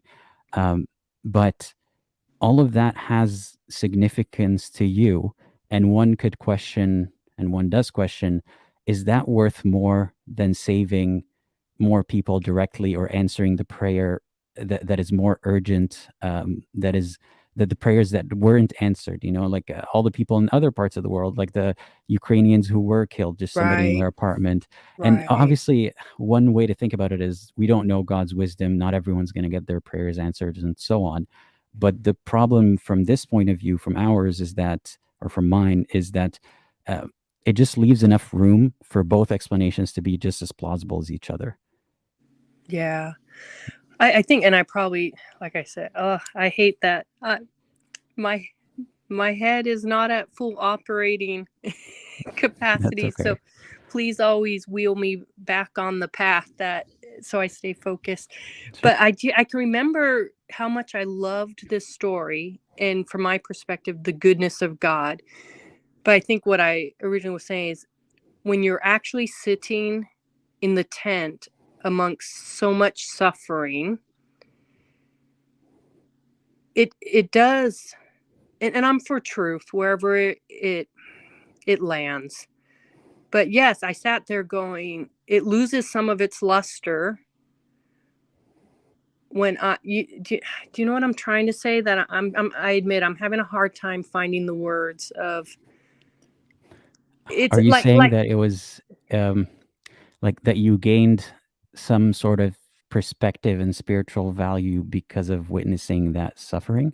Yeah, of just going like, I'm not as excited to share this miracle story with a woman who's crying and showing me pictures of her kids currently on the slave market. Right. Does that make sense? You know what I'm saying? Like, I'm going, oh my gosh, this really sucks. Yeah. Like this, it's really shitty. That's really what it is. and here's what I'm thinking then. Why do you view God's answering your prayer as confirmation of God, but not answering her prayer to save her child as the confirmation that God's not listening? And that's where I had to come back. And this is where, like, I don't want to betray my Yazidi people, but this is kind of crazy. These are quotes that I heard from several youth from the Yazidi culture. And it's so hard, sorry, because I just have my word that this is what they said. As horrible as it is what we went through, we're glad it happened, because like I said, I can't fathom saying this. I'm just quoting what I had several Yazidis who were like in their 20s say. They said, I'm glad it happened. Why? Because like they were kind of cut off from the world. To me, it's not a good exchange. And this is why I don't debate and stuff, because I feel like I'm not trying to make points here or there. I'm just reporting my experience. No, I just want to understand what you were reporting. So they said that they were saying they were grateful because, like, a lot of them, like, so in the Yazidi culture, you're born, like, you can't convert to become Yazidi. You're born Yazidi. So it's like their ethnicity, but yet religion at the same time. And so the Yazidis purposefully keep their people group closed off from the rest of the world because they don't want to contaminate. Does that make sense? But I don't understand the relevance of that to what were they saying? So they were saying, because from my understanding of their comment was they kind of had the whole world opened up to them, where before they were in Sinjar, these kids, they were like probably 15 when it happened. Which that it just seems so crazy of a thing to say, but they said it. I'm trying to understand what they meant behind it. So it's more freedom because now they have access. They're around humanitarian workers all the time. You mean like you're glad that they're saying, and please not say it, not I'm glad. No, not you. No. Sorry. That they were saying they were glad all of this happened so that because after being saved, their new world is a lot better than it was as Yazidis in their Yazidi communities. That is what they're saying. Well, yeah, and I'm not saying it's good. And I'm sorry, I'm just throwing stuff out there. I know that that's not your opinion. No, that's I'm not reporting it as you agreeing with whoever said that. Of course, I and a lot of people would be suspicious that a large enough number of them would have said that. Right. But also, I'm thinking about all the ones who, and like I'm thinking, okay, so that would not even make sense because God could have prevented the suffering from, like, the person praying as a Yazidi could have gone through this transition without the genocidal, slavery part. Right. So like, I don't see it even as a necessary evil. And I don't think a Yazidi might be likely to see it that way. I'm just I have no defense. No, I'm not blaming you for it. But I'm trying to understand, you were linking it to, like, why? I don't have Aladdin, and this is where I do relate to people. I think probably as humans, we feel like we have to defend our stance, It's not necessarily about defending it. It was more me. Oh, no, not you. I'm talking about me personally. Like, even doing this live, like, there'll be people and Christians probably saying, I shouldn't do that because I'm not great at defending things, but I just trust God that he can, I just serve him to the best of my ability.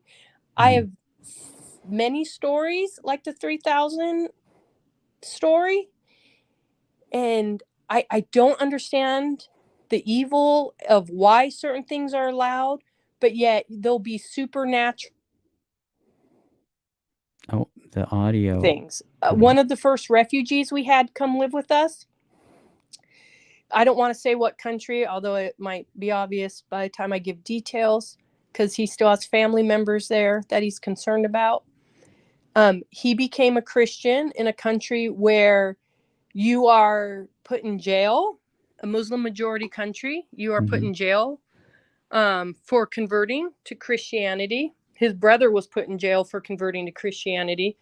His Muslim family was just, really being horrible to him. And this is when he was a teenager. And he fasted for 40 days. And on the 20th day of the fast, his mom was home alone in the apartment, heard a knock on the door. She answered the door. And the mom saw Jesus standing there saying, "Why are you persecuting my son?" and called her son by name. And, the mother saw that and had this supernatural experience. So the mother had the supernatural experience, not the son? And then, so... Wait, no, I have I just a lot of personal examples that I know that firsthand. And then people where there's no reason for this man to lie about this. No, and I just want to understand the account of it. In his Muslim majority country can that you hear me, by the way? confirm this story. There's no money to be made. You hear me? It didn't affect his refugee status. I think your I couldn't see any I think your speakers aren't working. the story. Can everybody else hear me? Christian Hijab, I think your speakers are not working. You can't hear me talking. Let me see. Let me see if I can get our attention this way, because I still have some questions. Why can't I hear you? Yeah. Yeah. Try. Are you there? I am there. Can you hear me? No, I don't think she can hear me. Maybe that's Jesus. Yeah, that she's figuring out the audio. Maybe that's God interfering. I have some thoughts. She's gonna join back in a second. I have some thoughts about that till she comes back. I see a lot of reactions in the chat. Trust me, I still want to ask questions. And let me remind you, the point of this isn't to win an argument. I am just trying to get in as deep as I could to get her thoughts on the idea of a miracle and how it affects her faith and how it affects her understanding of God and how she sees it as confirmation of God. And I don't want to share all my thoughts now when she's not here because it's also important that I get her thoughts on it rather than just give you my conclusions. However, there is somebody who's been waiting, Yusuf Hamza. Let me just write this in the private chat before I add you, Yusuf, in a few seconds. 1 second. Christian Hijab. I'll add you once Yusuf is done. Yusuf, I'm adding you in 3, 2, 1. Hey, how's it going? Can you hear me? Your mic is not on, I think. Okay. I don't think we can hear Yusuf, unfortunately. Yusuf, try to change your mic settings and okay, that's not quite working. All right, I'll add Christian Hijab again. Hey, can you hear me now? Hey, there you are. Can you hear me now?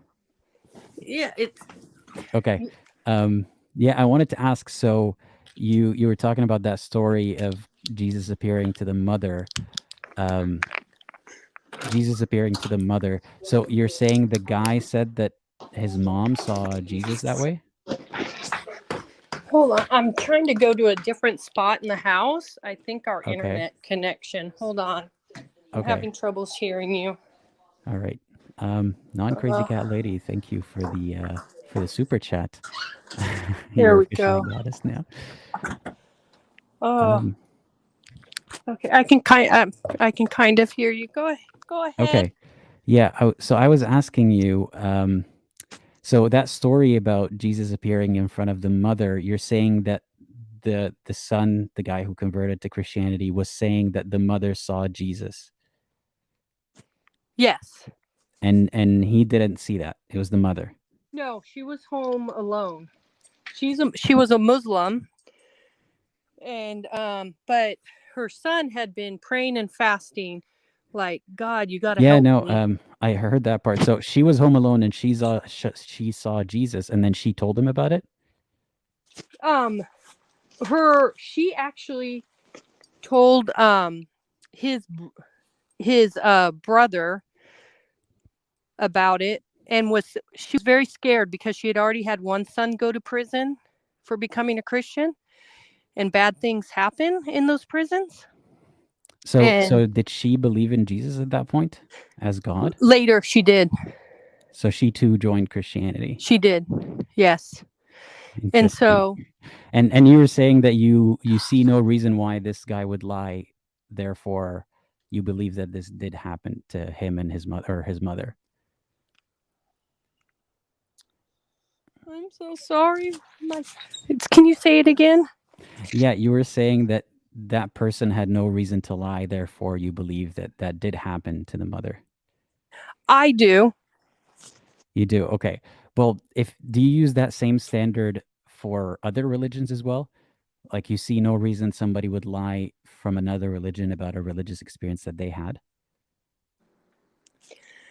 I believe in other, like, I'm saying just the principle itself. If somebody is trustworthy, right? Or in this case, it's a third person account, right? If I told you that I have no reason to distrust my friend that he saw some other deity, would that be sufficient for you to believe not just me, but that the person actually saw that thing? This is horrible. I'm sorry. I'm running back in the. I'm trying to get headsets to see if it helps the No, sound. you sound fine, but I guess you can't No, hear it's me. me hearing Okay. hearing you. Hold on, I just grabbed my headsets. Okay. I'm so sorry to make you wait. That's all right. If you need a moment, I can add the next caller and then have you back in a bit. Go ahead. I'm untangling the earbuds. If you want, undo the add the next caller and I'll Okay. just hang out and wait for you. Okay, sounds good. All right, Yusuf Hamza, I'm adding you in a few seconds. 3, 2, 1. Hey, Yusuf, how's it going? Well, what's going on, man? Not much. Just streaming. What's going on with you? Yeah, nothing, just chilling, man. I had a couple questions I wanted to ask you. Sure. First, Just tell people, what's your religious background? I'm from Somalia, live in America now. Okay. Used to be Muslim, but now I'm an ex-Muslim. Okay. Can you hear me well, or is my background a little too loud? You're fine. I think you might be moving, so that part is causing a little bit of noise, but otherwise you're fine. Yeah, 1 second. Let me just find a place to sit real quick. Sure. Yeah, so he mentioned that he had some questions in the private chat. He mentioned he has some questions on Prophet Muhammad and alleged prophecies in the Hadith. I think that ties into the topic because of the topic of miracles. It's usually lumped together that, a prophecy is a miracle. So, yeah. Could you repeat that? My bad, I missed what you said. No, it's just reiterating what you said in the private chat. Oh, yeah. So, firstly, I want to give a shout out to Apostate Prophet. Is one of the funniest guys on YouTube. I watch a lot of his videos. Very funny guy. And I want to give a shout out to Abdullah Samir and Abdullah Gondal for their Epileptic Prophet series. It was very informative. It was a very fun watch. And my question is I have a Muslim friend, and he uses a lot of like prophecy from the Prophet Muhammad to like basically justify his belief, right? And one of the specific prophecies he uses is about like barefooted Bedouins building tall buildings, and he basically says, construction in like Dubai and the Jeddah Tower and all these things pretty much prove, the Prophet was really telling the truth. So it's like, what's your answer to that? What's your perspective on that? Okay. So much to say here. First of all, what is the success rate for prophecies for them to be considered a miracle?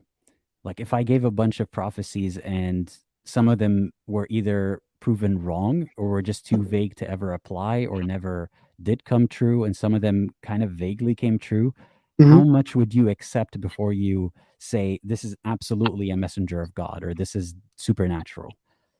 That's my first thought. What do you think? See, the problem with that is like, so I have two friends of mine, close friends of mine that are Muslim. One is like a very hard line, like he interprets it to the word, and like he doesn't like, he believes philosophy and logic like are human inventions, and that like revelation basically supersedes any of that. So trying to use logic to like figure out what's wrong and what's right is like, it's just inappropriate for him. The other one, he is more philosophical, and he does interpret verses in different ways, or and hadiths in different ways. But like he like, if you find a specific hadith, like he'll twist it in any way to like fit the truth, and if it doesn't, he'll just twist it in a different way. Like it's just so hard to like pin him down on one thing. Like for example, there was a hadith that I found that said, the Sahabis asked the Prophet saying, when will the last day come? And then he points to a little kid and says, when this little kid grows old, he won't grow old till he sees the last day. And then he interpreted that as like, oh, the kid is gonna die. His last day is not just the last day of judgment. I mean, like the day of judgment. No, it's his death. You know what I mean? Like it's kind of an unfair interpretation of like this hadith. Like the hadith explicitly says the last day, and you hear all throughout the Quran, the last day refers to Judgment Day. You know or what I the mean? hour or something. That Yeah. phrasing was the hour. Mhm. At this point, like even if you entertain that, what is and I'm being very generous when I entertain these things and I say, okay, let's concede to something. Let's say that's what God or that's what Muhammad meant, that this kid is gonna like die. Is that the prophecy here? Yeah. Like he's not gonna get to 100 years. Like Yeah. wow, like everybody didn't get to 100 years for the most part. Like, well, what are you even talking about? So yeah, that's as a general concept. I don't get into the specific prophecies because it's just such a headache.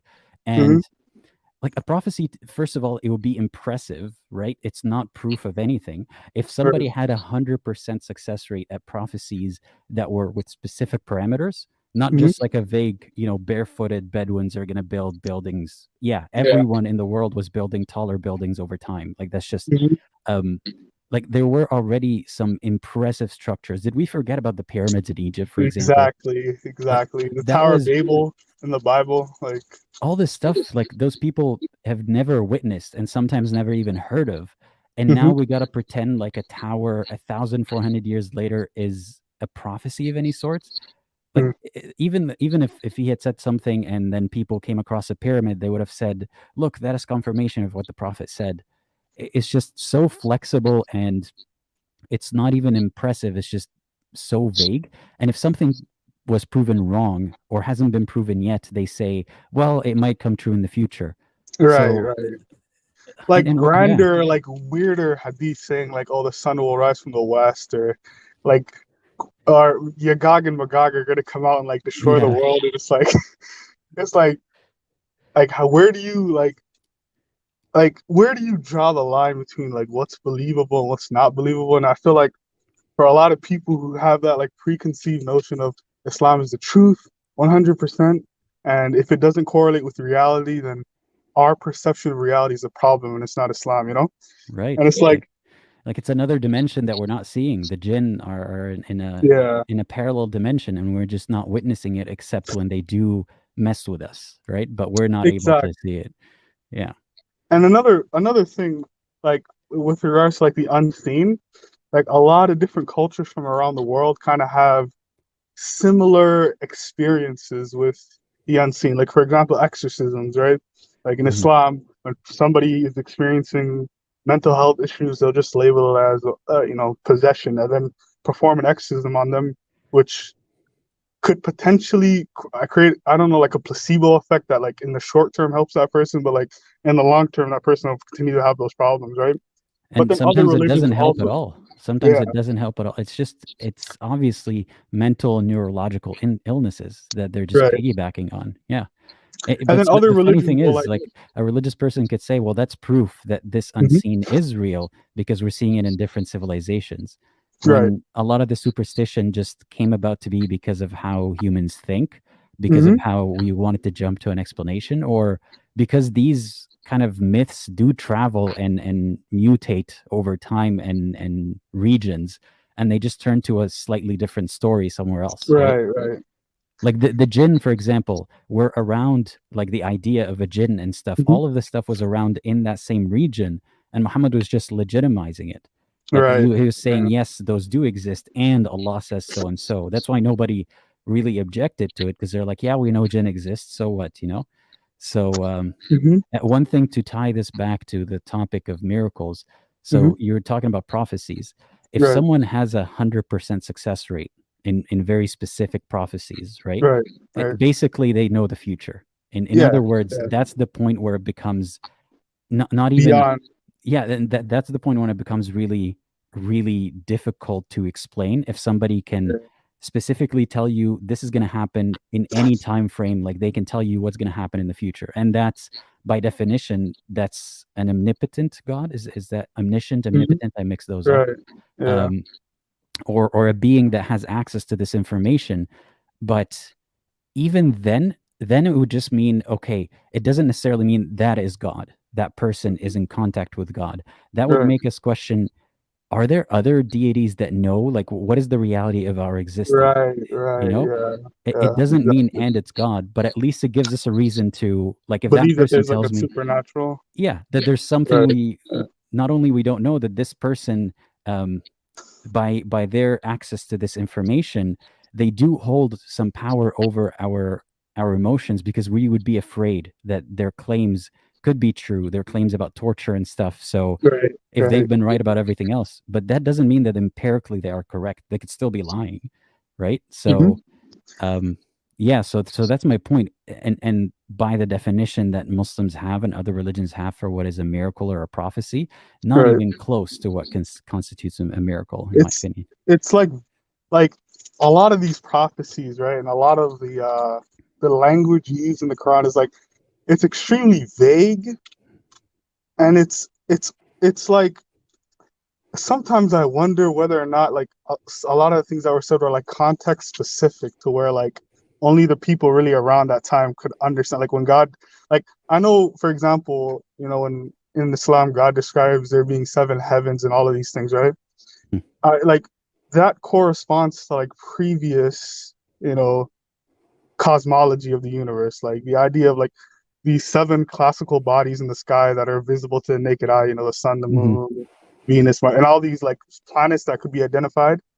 And like ancient people just were like, oh, they're in an orbit around us and they're the 7 heavens, right? But now it's like modern Muslims would argue, no, there's like a metaphysical. I hate the word metaphysical, bro. Like if I hear that word metaphysical one more time, like every time there's like this unexplainable like statement in the Quran that like does like completely goes against reality. It's always metaphysical. Oh, the sun travels to a resting place. Oh, you know, it's a metaphysical thing. Oh, like magic. Oh, it's a metaphysical thing. It's like, Here's a great example off the top of my head. You know how God is supposed to be in like present closer to the earth, or you know, to the, what was it, the lowest heaven, the lowest sky, in the last third of the night. في الثلث الأخير من الليل. What does that mean? Because the earth is a globe, so which night? Right. Is So he he's always chilling there? Yeah, exactly. Yeah. No, metaphysically. Metaphysically, exactly. It's like, where does the time zone begin? Like, where does he start the day? And he's like, okay, I'm gonna stay in the bottom third for the next however many days. Like, right. Yeah. It's like the cosmology of the Quran is like so like primitive, bro. Like the story that makes me like laugh the most is like the story of the moon being cut in half, and I'm thinking to myself, like, number one, these people clearly didn't know how big the moon was. Like the moon is like a third the size of Earth. So like cutting in half, it would like, mess with the tides and everything. Like it Earth would mess with feel everything. it. Yeah, exactly.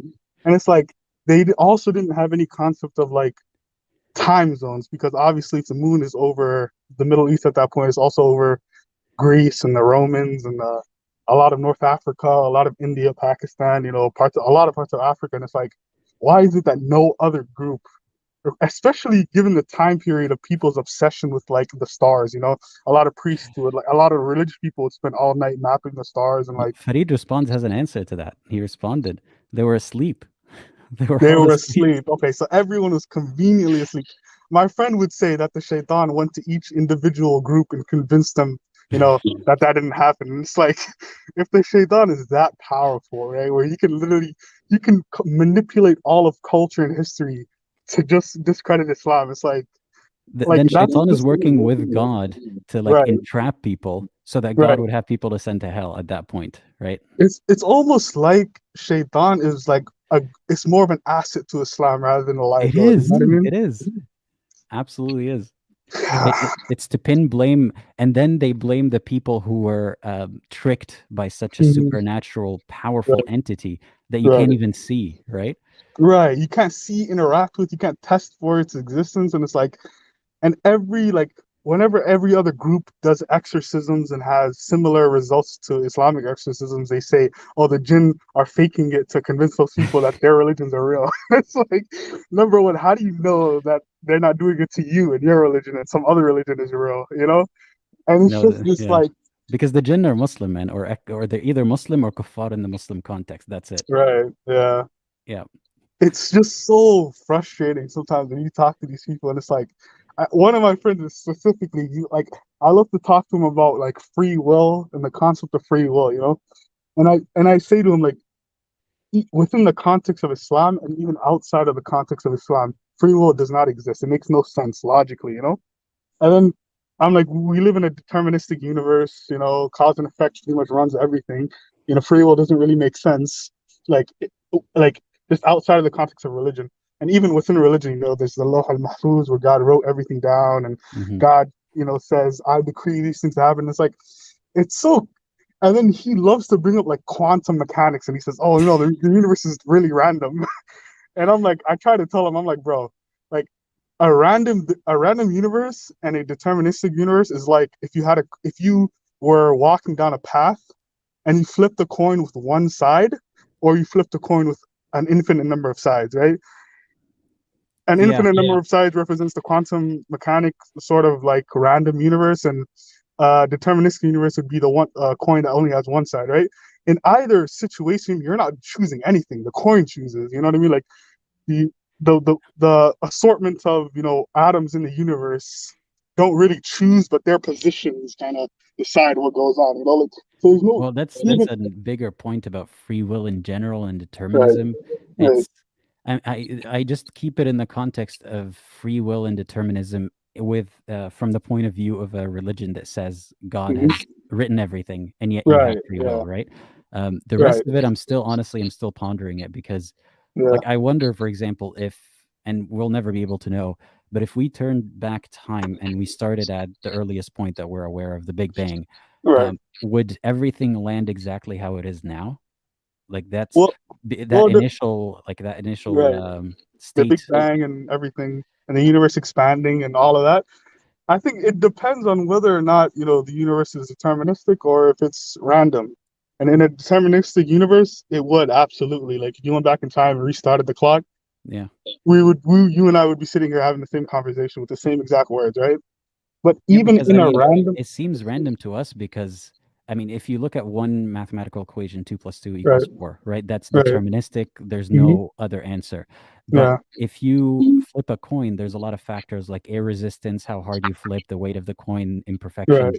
But if you control these factors and applied the same force in the same, like we're unable to control them in the real world to any degree, unless if you put it in a vacuum, for example, and use the same coin with the same force, you will make it repeatable, right? So if the world is deterministic, it seems like it's random just because we cannot control all the factors. Yeah, we can't calculate all of the factors. Like it's kind of like there's a branch of mathematics called chaos theory where they kind of like look into the fact that if you have two different systems with like parameters that are slightly different, even by a factor of like 0.00050 zeros to 1, eventually those two systems will like diverge and become completely different, I think it'll probably be completely impossible for us to like calculate the future. There's no way we could have perfect information of everything that's going on in the universe, right?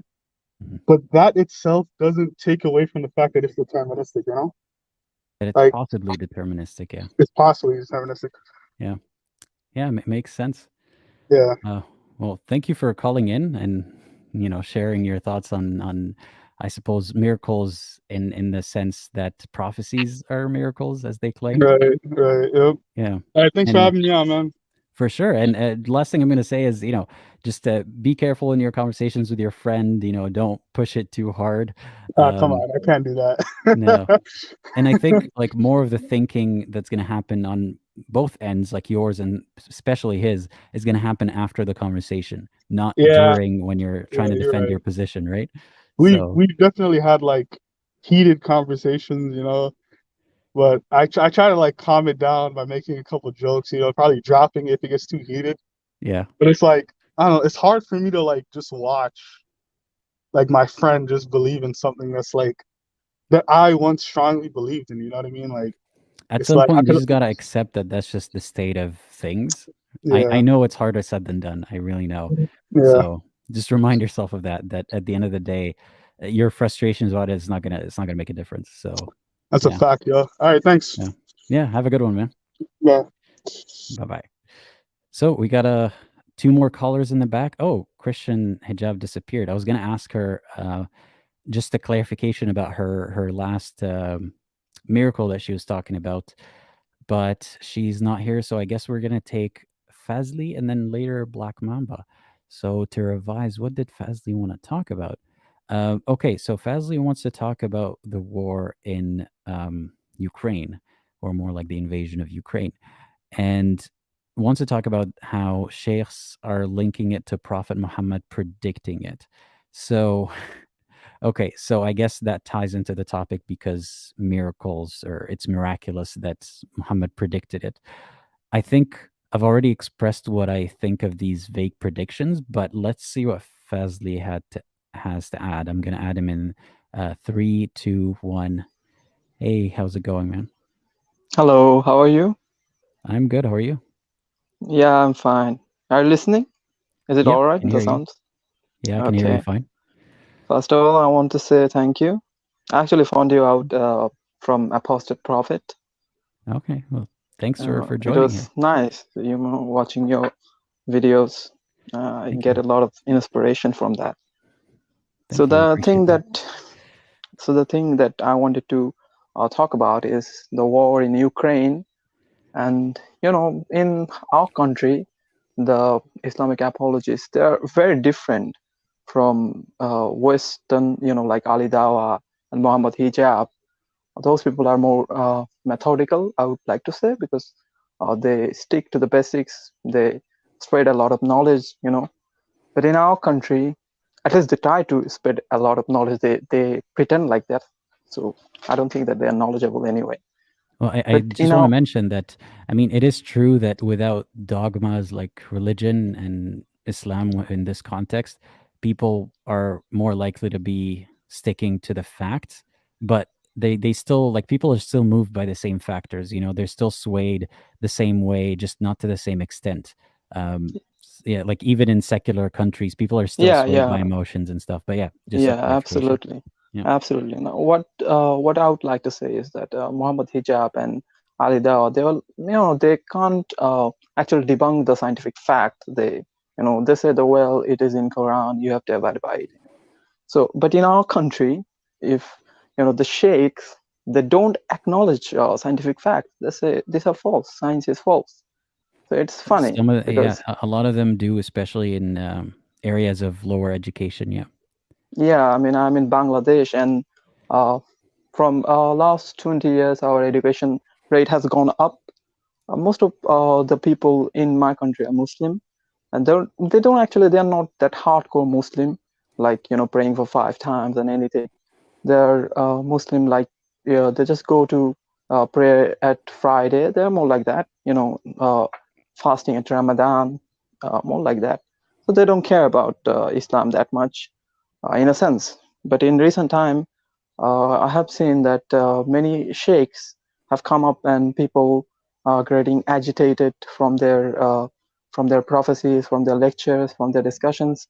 They are actually implying that Muslim, especially young people, should come to Deen and stuff.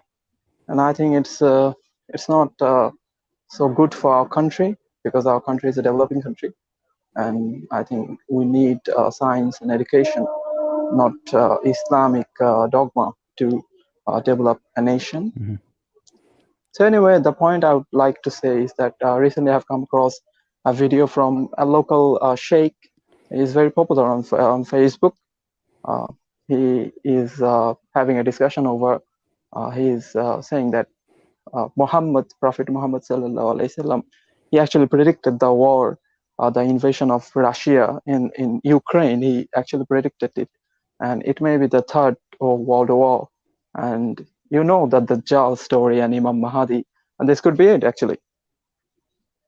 So how is he linking it? Like what there have been a lot of wars and invasions already as it is. What makes this one the prophecy? Yeah, that's funny actually. He can't give any concrete evidence. He only says that like the Arabs, they are giving away their golds and stuff and oil to the Western countries, and in return they are taking paper money, which is useless. He's saying that. So this kind of prophecies are. He's mixing like commentary about like politics and religion together, I guess.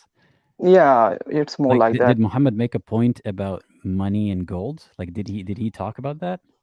No, I mean, the most funny stuff is that in our country, when they make such claim, they don't actually refer it to this hadith or the ayats of Quran. That is what is different from Ali Dawa or Dr. Zakir or anybody. I don't like them anyway, but actually they actually refer those, so you can go and check it out and then you can understand. But here they don't actually refer it. They just say it like they are reciting it. Like you know why that is? Because there's not a lot of opposition to them.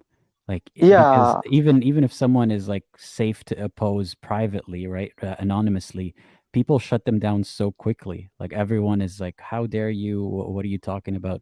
But when they're presented with opposition, like the Dawah people in the West online, then they have to at least show something for it. Yeah. And one more thing is that in our country, when this kind of shows goes on, and they do this kind of shows very often, and now as internet is spread out, they do these shows and they record it on mobile phones, and then they upload it on YouTube and Facebook, and that's how they go viral. So when they do this kind of show, there is no such thing as answer and question session. Nobody asks them any question. They just blabber or whatever they want to blabber. That is what is funny for me, I guess. Yeah. Well, yeah. Thank you for sharing that. I mean, I wanted to mention.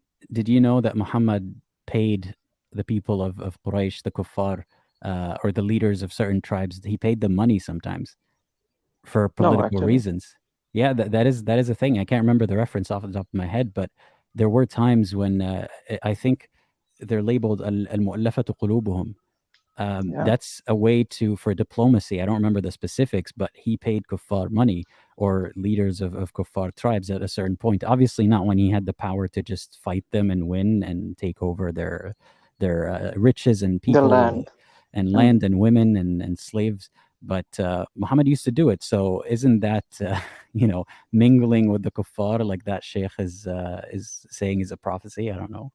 Yeah, I mean, in our country, most, as I already told you, most of the people are not bothered. They don't even read Quran. They just go and pray and do their Jummah prayer, and that's all. I mean, they are not that much bothered about religion or anything. But in recent past, I have seen a spark of especially young people. They watch these sheikhs' videos on Facebook and YouTube, and they are actually being religious. But it's funny for me. They're religious, but they don't read Quran. They don't read the meaning of the Quran. They just only read the Arabic form of the Quran, and they think that it's whatever. That can be more dangerous, actually, because I feel like if someone does go through the reading and everything, they might, they'll try to think about it, and then they might adopt a meaning that even if it doesn't actually make sense in reference to the Quran, it's actually an apologetic point. It's still better in total. Like, they're still going to be a better person because of it than the apologist or the person who's just repeating things without even knowing what's in the religion. And it's hard to it's hard to combat them, because how do you combat ignorance? Like, you can't argue with them. Their argument is they think that they're always superior to you, superior than you. Yeah. I mean, you could try all approaches, and like you could try being nice, you can try relaying facts, but some people, it's just like God has said. And do you know that in Bangladesh, and do you know in Bangladesh, if you publicly apostatize, you can be killed. You know that. It happened a lot of times in our country. People who criticize Islam have been murdered. And back when I was a Muslim, I used to justify these killings. I used to think that why would they criticize something like this? Because I thought that Prophet was holy and he was a good man, and these kind of things are in our textbooks, children's books, good stories about Prophet Muhammad and his Sahabas. But in last year, I guess someone inspired me to be more religious. I was not hardcore religious, but I was, moderate religious. So I thought, okay, I mean, if I want to dedicate my life to something, then I have to know about it. So I started reading Quran and Hadith, and I've come across lots of Hadith that I found very problematic, like Prophet justifying concubines, having sex with concubines, and slavery. So I have had problems with that, and I try to search answer from the YouTube, because here the Islamic apologists, they don't take any questions. So YouTube was my only option, and I found no convincing answer. And slowly I went the downhill, and I actually found that Islam is not the best religion in the world, and frankly, no religion is the best one, I guess. The But best I do in believe in terms of God. what? I do believe in God. I'm an agnostic, I guess. So would miracles, if Islam was not as horrifying in terms of, the things that you found morally objectable, like slavery and so on. Slavery. Yeah. Yeah. If that wasn't the case in Islam, would the miracles have convinced you? I guess not, as long as they are not scientific. I mean, So today the we same live in miracles that they're mentioning wouldn't have convinced you either. No, I mean, Islam, I would say, for me, religion is something that has to do with your life, your morality. I mean, if miracles can convince you, then lots of other religions have miracles. Like, for example, if you read Greek mythologies, there is a story about Talos. I think you have heard about the story. No, to be honest, Talos. Oh, I would love you to check that out in the internet. It's a story about Talos. It's a robotic. It's more like a iron machine that was given life by God, and then it guards an island, something like that. I've read it a long time ago. So if we think that miracles in Islam is true, and it is scientifically correct, then what about the Talos story? I mean, Thank you for bringing that to my attention. I way didn't know before. about that. Yeah. Okay. Yeah. So if we see it in today's perspective, I guess we can understand that now we have robots. So I think the Greeks, they knew about robots, thousands of years ago. So I mean, how can this be compatible with modern day science? I mean, that's a very good point. I was already looking at similar things, but I wasn't aware of such a fantastic example. The Greek predicted, they also predicted, what's it called? Embryology. Well, not predicted, yeah. They observed and they recorded, steps of fetus development that weren't all correct, by the way, before Muslims. So does that mean that Islam, Greek mythology is more valid as a religion than Islam? Is more valid, and that's the point. I mean, you cannot interpret and reinterpret things as you like, whether they are literate or they are not. It's more like that. So I think religious has something to do with morality rather than these miracles and having a concrete thing, because morality is abstract.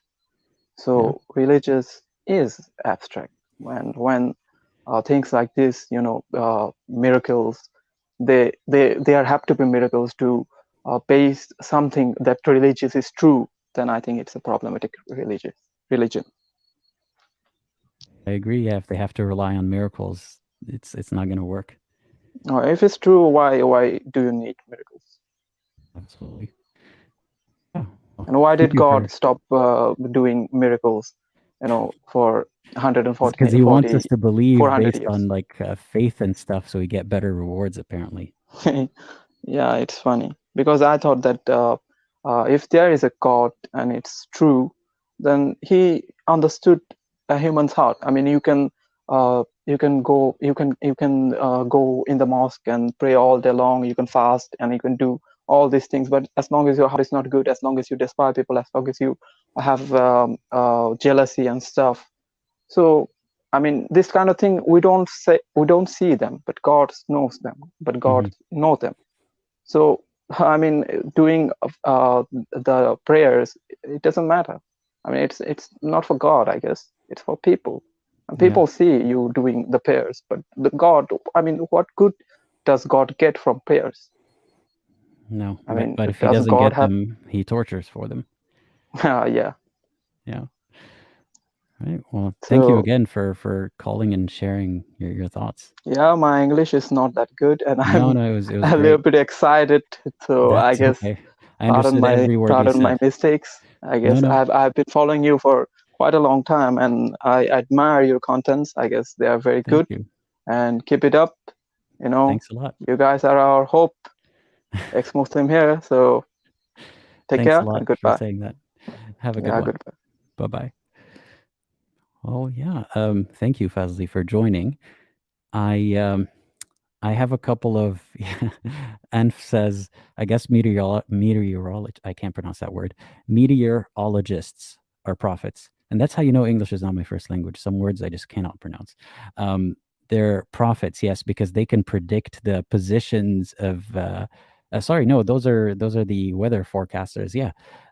But I was also thinking of astronomers from, centuries and millennia back. They can predict the positions of planets and stars and stuff. Can you imagine if you could tell Prophet Muhammad that there's going to be what's it called? I remember the name in Arabic, khusuf al-qamar, when the sun or the moon are covered by one another.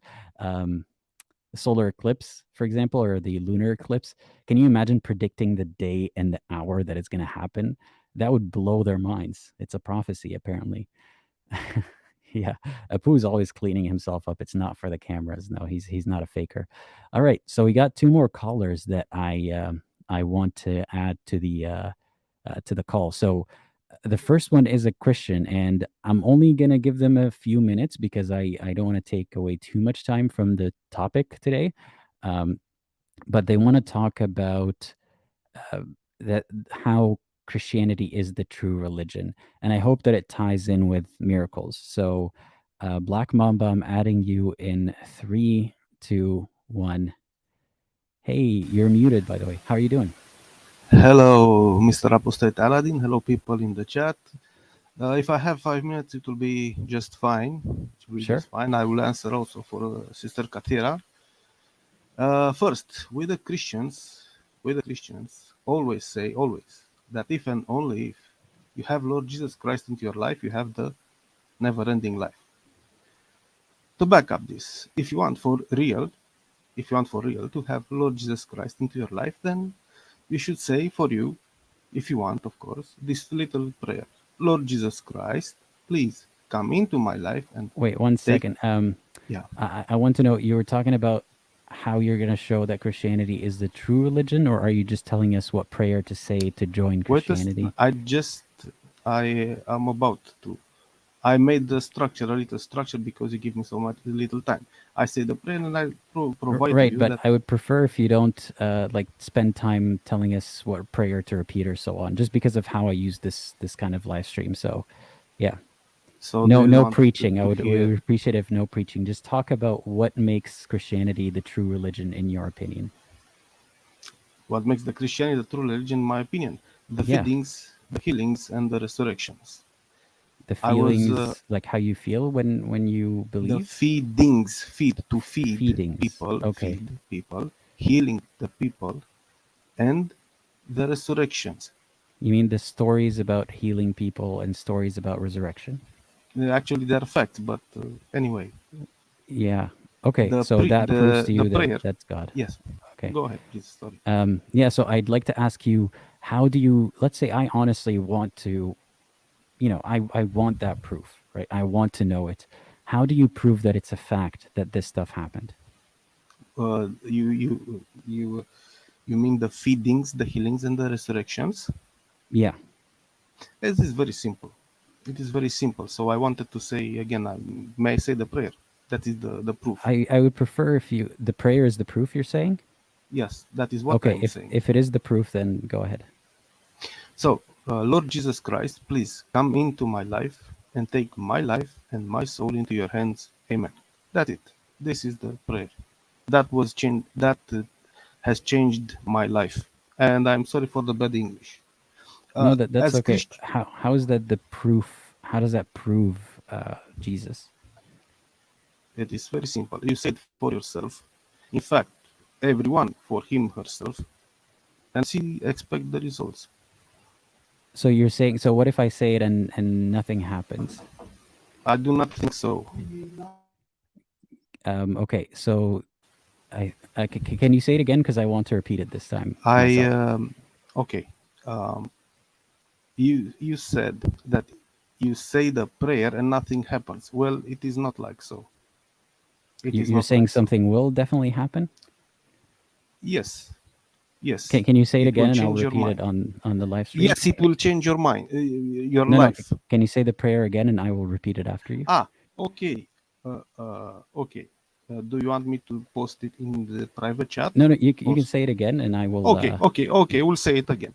So the prayer is, Lord Jesus Christ, please, Lord Jesus come. Christ, please come into my life and take my life and my soul into your hands. Amen. Wait, let me repeat it. Lord Jesus Christ, please come into my life and take my soul into your hand. My life and my soul. My life and my soul into your hand. Amen. I want everyone in the chat to say it to themselves as well. So you're saying now that for sure Jesus will come to my life. So what if he doesn't? Then I'm a liar, right? Then Christianity is false. This is 100% false or 100% true. Okay. I'm getting somebody saying that you're known on other channels. So anyway, is there anything that you wanted to add aside from this? Yes. How if I challenge any religion, I challenge any religion to step up to my religion and to provide these three actions: feedings, healings, and the resurrections. That's it. So if you, I cannot. What I wanted to say is, if that's your standard, right? I can claim, or people have claimed, that Islam provides, for example, a story about God resurrecting. I don't remember what the animal was, but God resurrected it to prove to one of his prophets that he is God. So there's one. God has fed and healed in Islam as well. So does that mean that Islam is true? No, you have to have proof. Meaning, what is your proof? Well, there are verses of that, but what is your proof of it? To me, I can prove these actions by the Bible, which is the unchangeable, unfalsifiable. Well, I could prove it by Islam, which is unchangeable. Like the Quran is unchangeable, unfalsifiable, is my claim. So how does that? How do I win the challenge? Didn't the Muslims say that if it is one contradiction in the Quran, it came from Allah? But I have no time to go there, Okay. All right. Well, thank you for expressing your point here. And since I've asked people to repeat it, everyone who's watching, feel free to repeat it to yourself. Either we're going to have a lot of Christians joining Christianity all of a sudden, or it's going to be proven false to a lot of people. Yeah, well, I cannot do the other way. It is either one way. It is like the woman. A woman is not half pregnant, or either is pregnant or isn't pregnant. But I have a question for you. It is, sure. What is the most dangerous prison that you know, and from which you cannot escape? I have a feeling that this has nothing to do with the topic today, so I'm just gonna. No, it is simple. It is have the topic today. But what does it have to do with miracles? Because if we go one second. If we go to the John 11, verse 43. Okay. All right. Well, I'm gonna have to end it here because I feel like we're not going anywhere. Jesus, he said, Lazarus, come forth. If there is anyone else that can say something like that about in his religion, so I bow before them, follow the religion. If not, come to the Christianity, because Lazarus was resurrected in the 4th day. You're gonna have to take it with somebody on a religious channel, I suppose. But anyone in the comments who would like to take up that challenge, feel free. Thanks for the call, Mamba. Okay, have a good problem. one. God bless you. Take care. Goodbye. Bye-bye. Bye-bye. Bye, people. Bye. All right. So And thank you for the super chat saying, buy a proper shower for the cats.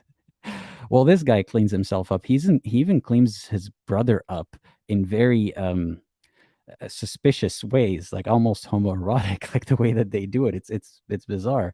As the Muslims say, without religion, there would be no morals, and there you go. Incestuous gay acts right there. But no, they're very good at cleaning themselves. But thank you. I will buy them shampoo, and I will shower them and get scratches all over my face and hands and body. Thank you for making that happen. Yeah, a woman is a binary, yes or no. Anyway, yeah, so we said the prayer. I said it. People at home hopefully said it, so we'll see what happens. Let's go to the next caller, and we'll be the final caller for today, Cathera. Cathera, I'm adding you in 3, 2, 1. How are you doing? I'm well, thank you. How are you? I am great. Thank you for asking. Well, actually, I have a little bit of a cold, so I apologize for my voice and if it cracks. That's okay.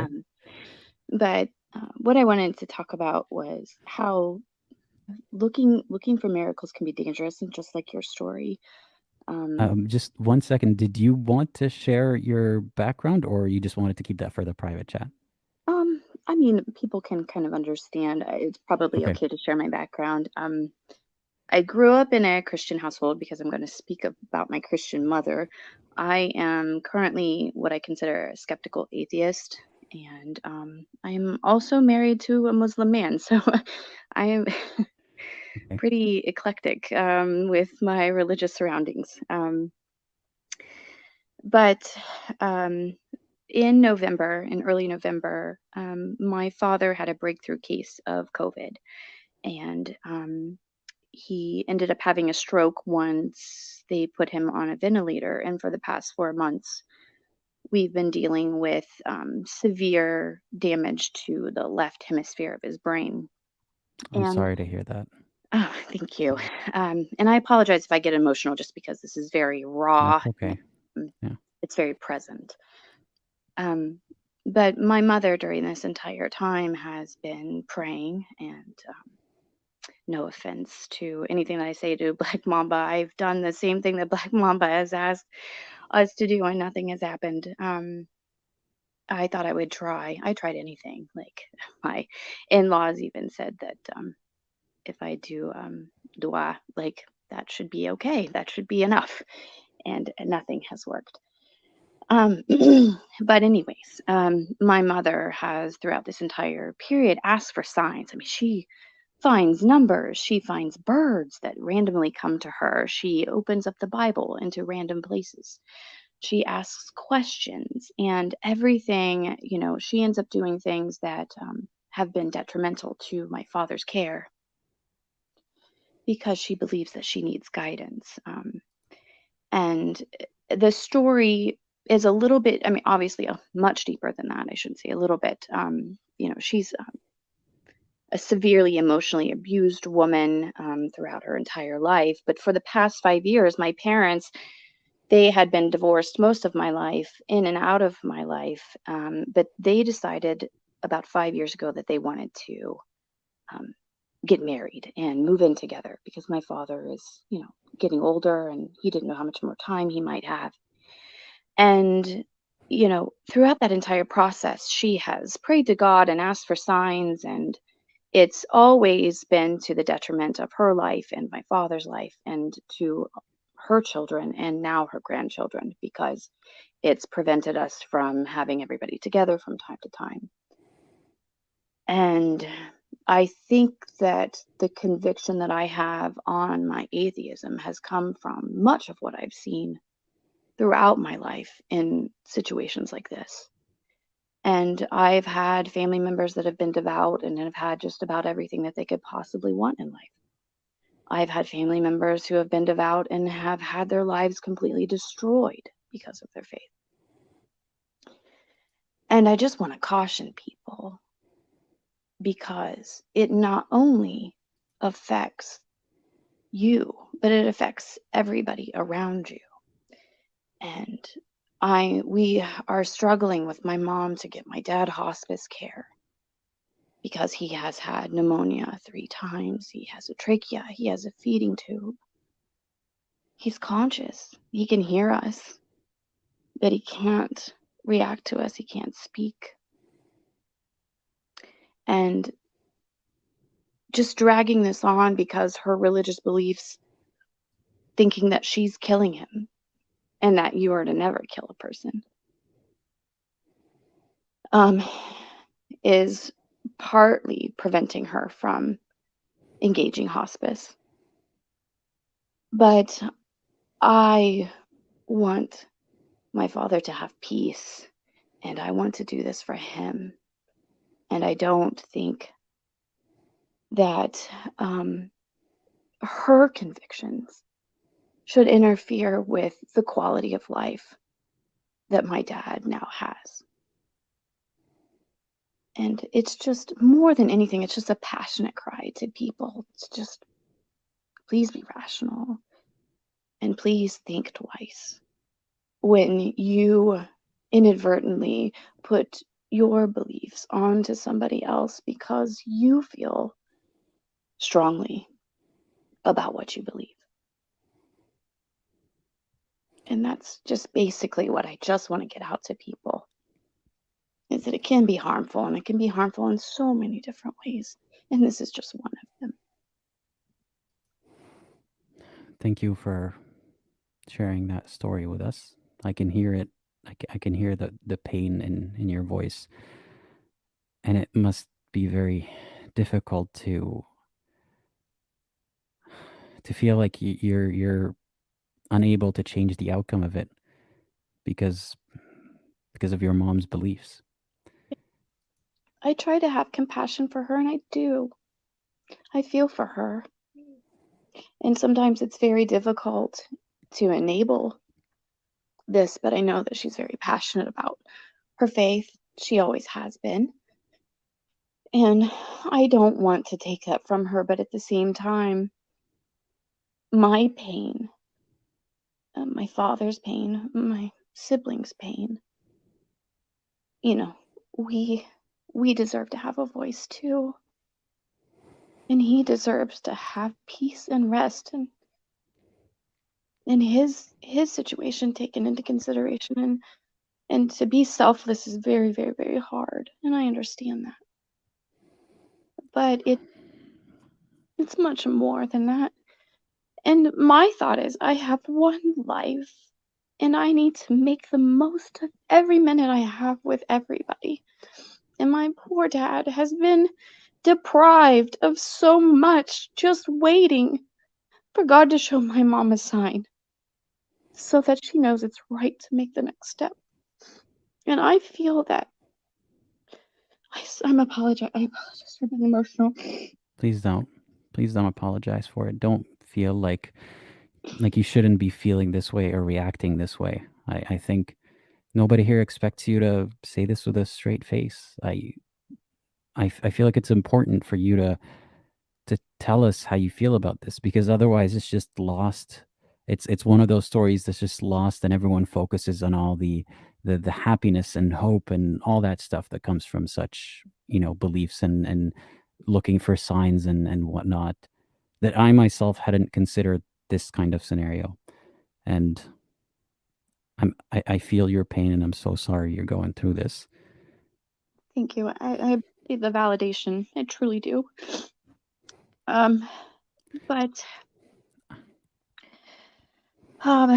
I desperately want that at my dad's last moment, this is his last major moment of his life, which is his death. And everybody deserves to have loved ones with them when they go. And I don't want him to be in a hospital around people that he doesn't know when his last breath comes upon him. Mm-hmm. It's not fair. He's been deprived of so many firsts of his own life. And he has always been there for every one of ours. My children's birth, my wedding, He waited so long for me to get married. I was his last child. And he was there. He celebrated and he has held us in sorrow in every single event of our lives. And it's not fair that he does not get this chance. And it could potentially slip from our hands because my mom is so afraid of going against her own convictions with her belief, or taking way too much time to find a sign.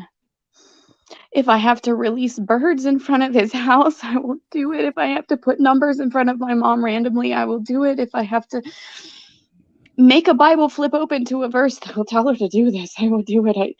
I don't know what else I can do, and I'm exhausted and I'm emotionally drained because one minute she has the right sign, the next minute something else came across. Or is she battling with the devil, or is she actually hearing God? I don't know. And it's not fair. It's not fair to us.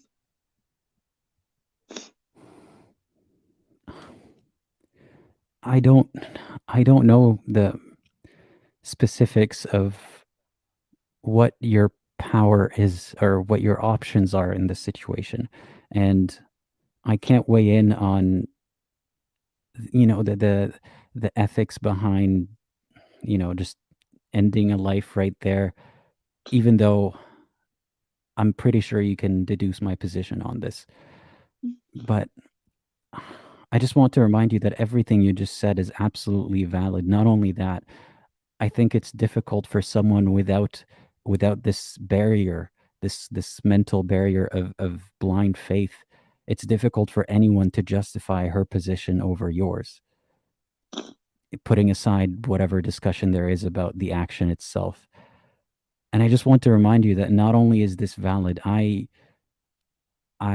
beg you to not let her feelings and her faith and whatever fear you have of destroying her faith, or whatever distress she might get out of this, I beg you to not give it more value than all that you mentioned about your dad's suffering and the suffering of other people around your dad. And it's not more important for her to keep her faith or for her to be convinced of whatever it is that she needs, even though she's not a bad person. She's not doing this on purpose.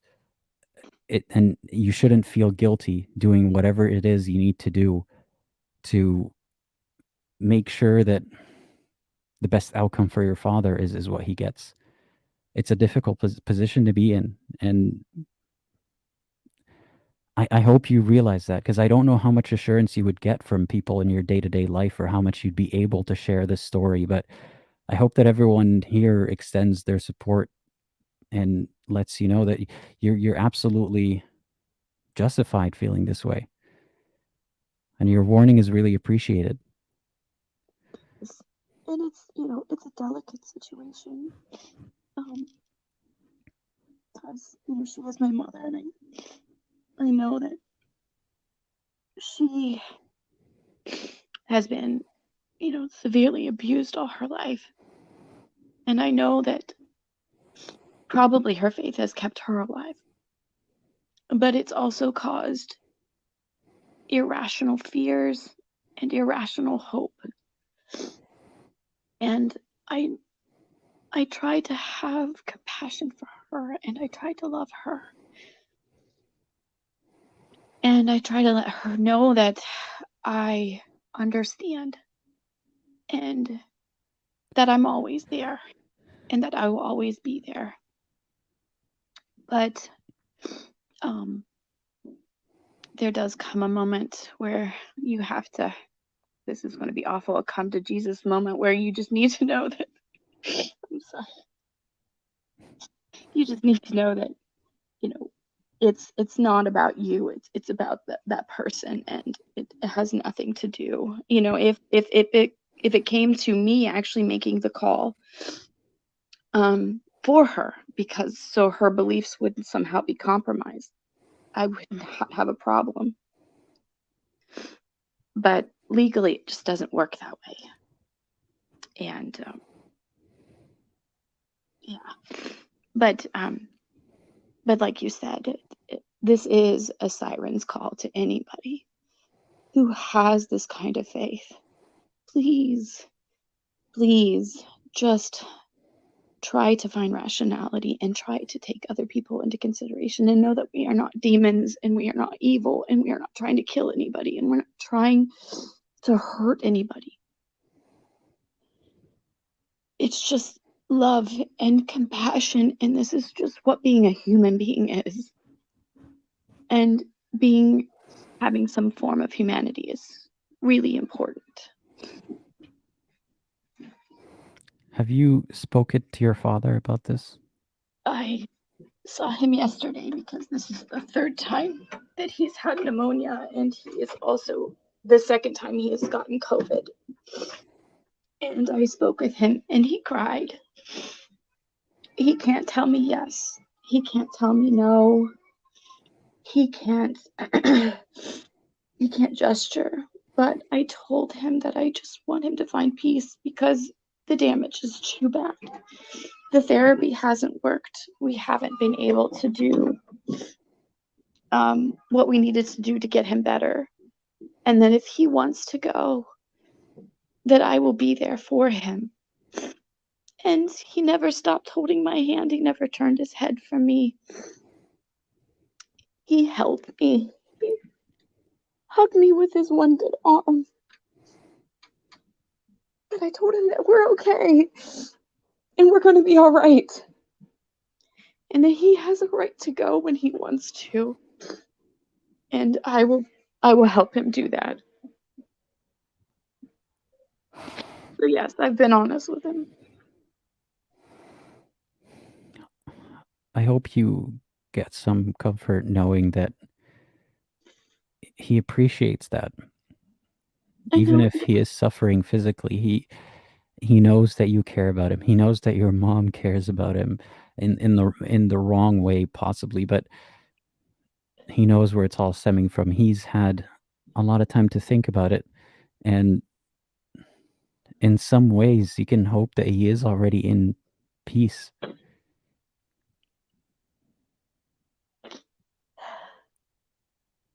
I really feel like he is. It may not feel the same to you or me, or there might be a more peaceful resting place, so to speak, but don't underestimate the power that we hold, that our brains hold, how much we can adjust to suffering and pain and just dismiss it as background noise. Just think of how he is appreciating this. He loves you. He appreciates it when you visit. And as difficult as it can be, as long as you're able to, as long as it's not taking too much of a toll on you, try to spend time with him. And I do, and I'm thankful for my time. And in some ways that feels selfish on my part because I can talk to him, I can hold his hand, I can kiss him, I can get a hug. My dad gives the best hugs in the world. But I just don't want to see him go through this because it's not just they get bed sores, and he has a massive bed sore that is through 2 layers of the skin. And it's just, the longer you let somebody go through that, the more things happen. And the doctors, he's just going to continue to get pneumonia, and he's going to continue to be in and out of the hospital. And who wants to live a life like that? And I can hear my dad saying that this is not what he would want. Because we've had random conversations about things like this, as most children do with their families, about life and afterlife, or, suffering, or anything like that. And I know that this is not what he would want. But again, at the same time, he loves it so much, he doesn't want to let go. He's afraid that if he leaves, I think that, because he's always been the one that's been the supporter, and we've never had to worry too much because he's always been there. But I'm trying to reassure him that we're fine. We're doing okay. And as much as I don't want a world without him, I don't want him to suffer in this one. Because I wouldn't want to. No matter what, I wouldn't want to. Not like that. I want to go with dignity and peace. Because we all don't know. I think the scariest thing is how you're going to go. It's not when you're going to go or if you're going to go. We know that's going to happen. But it's how you're going to go. And there's a number of different statistics about how we could go. And to allow somebody to go with his family in love, I think that's the best gift you could give anybody. And I want that for him. And I just hope and pray that I can be strong enough, and pray in the sense that my own self-reliance, that I can keep my mom on the path of doing the right thing.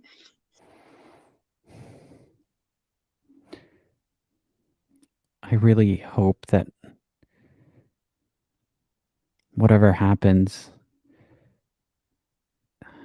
that you know that not only by sharing this story, but I will do everything I can, which is not that much at the moment, to make sure people realize that the gravity of situations like these, and it wasn't for vain.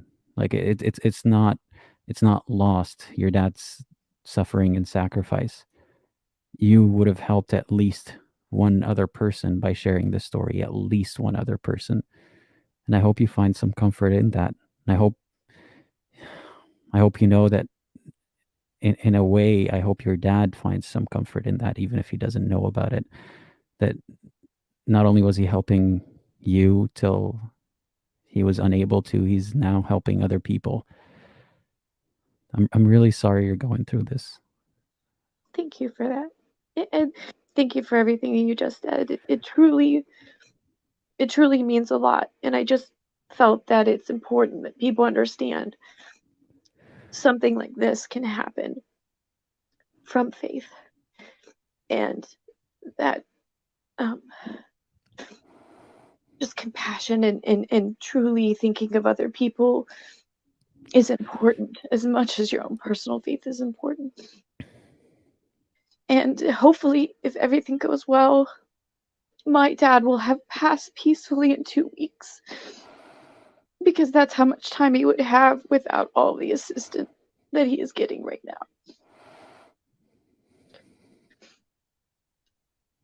I hope that he suffers as little as possible. Thank you. Me too. How do you feel after having shared this that I'm assuming has been on your mind for a long time now? It feels good. I can't say that I haven't been angry, and that there is anger inside of me right now. But that's only because I love my father so much. And I hate that it's gone this far. But I'm thankful that you allowed me to come here and speak and cry, and I apologize so much. No, please don't apologize. It's okay. That you've allowed me to speak my truth and my father's truth, and just give people a different perspective of how faith can potentially be harmful if we let it. Well, I hope that other people sharing your burden now would kind of ease it off of you a little bit. I hope knowing that people feel for you and for your father, and people will do what they can to make sure this doesn't happen to others. I hope that eases your burden a little bit. Thank you. Yeah. Just be mindful. Just be mindful that this is a potential for anybody in their life. And even for the people listening. We don't know what is going to happen to us and what situation we might be in. So just put yourself in those shoes and really think about it and make a decision. or at least try to come to a conclusion about what you might want or what you might need or what you might want for somebody that you care as much as I care for my father. That's all I want for people. And don't be mad at those people who have faith.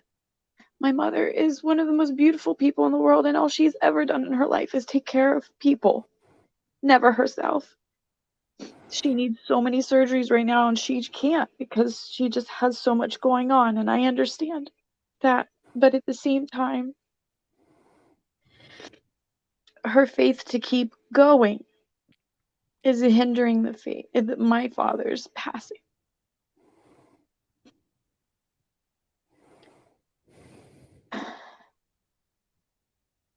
And again, thank you, Pastor Aladin, for It's okay. letting me speak this truth.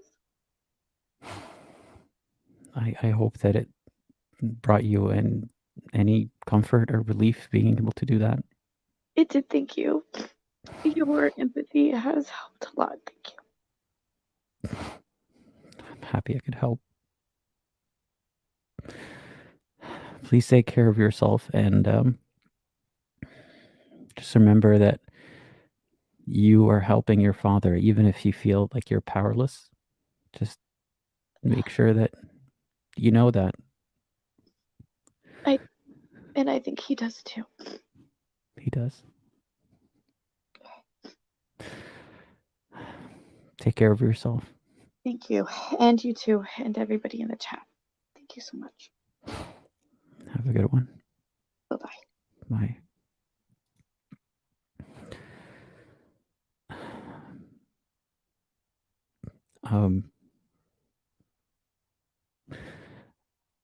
Sometimes the nature of how my videos go, or live streams, or the tone that I use to talk about some of these topics, I feel like it just has to be lighthearted, and there has to be humor in there. There has to be some sort of relief in that way. But sometimes that's a negative, because it's both a coping mechanism, and it can be negative because I forget how deep some of these issues go. And I'm thankful that she called in today. I'm thankful that she reminded us of that, and that she was able to share, not just because I hope it helped her get things off of her mind, but it's a cautionary tale, and it's to remind us that we could and will be in positions like this in the future. And her mother, like she said, she's not a bad person. Our reaction shouldn't be to take it out on believers or those who are quick to look for a sign or a miracle.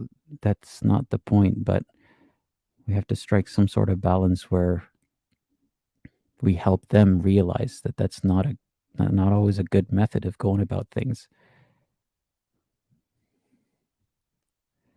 And there are some, I read some stuff in the comments that I might get to in a moment.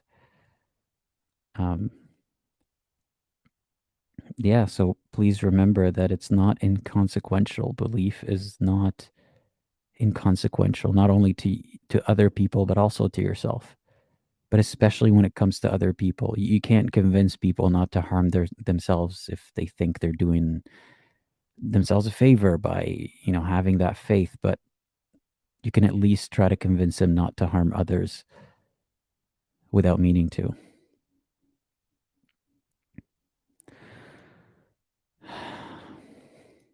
Anfal was saying that I was holding my dad's hand the day he passed away, and my mom wanted me to wear hijab because imagine if your dad's friend come in and saw your hair. That's how religion is horrendous. And I saw a commenter, without naming names, who was not only pushing back on what she said, which is nothing that controversial. He was just trying to blame her and saying, take responsibility for your own actions.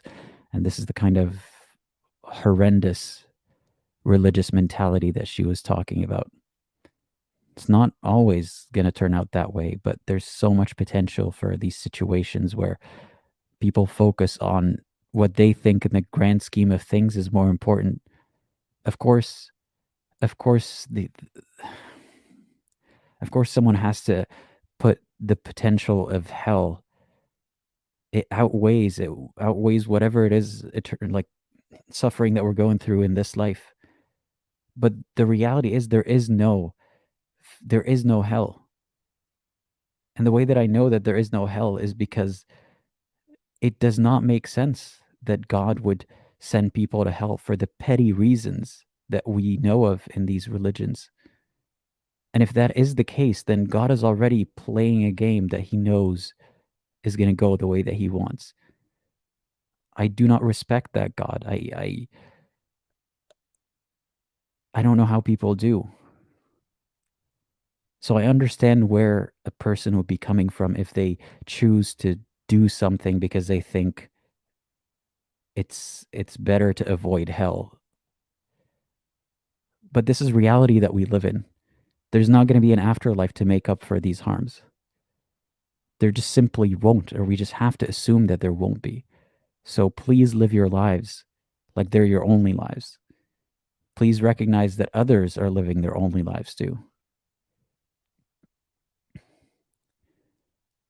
And don't put superstition and threats and fear of hell over actual lives. That's all I have to say. Thank you everyone for joining today. To recap, the topic was, we were talking about a video that I had released about the concept of a miracle when it comes to God's intervention in a specific person's life in a specific way, or in other words, a coincidence or a sign that people take to be a miracle. And hopefully I got people's thoughts on that, and I had demonstrated how coincidences are not miracles, no matter how unlikely they are, because not only are they more likely than you think, given the repetition that happens, but no matter how unlikely, they're dismissing so many other coincidences that would have been more worthy of happening. And we ended with the story about how looking for these signs and finding them or not finding them causes so much harm sometimes, beyond just disagreements about faith and ostracization of a family member and so on. In this case, it might be an actual matter of life and death. So thank you everyone for joining. Yeah, I don't really feel good about adding any other kind of outro to this. So take care and have a good one.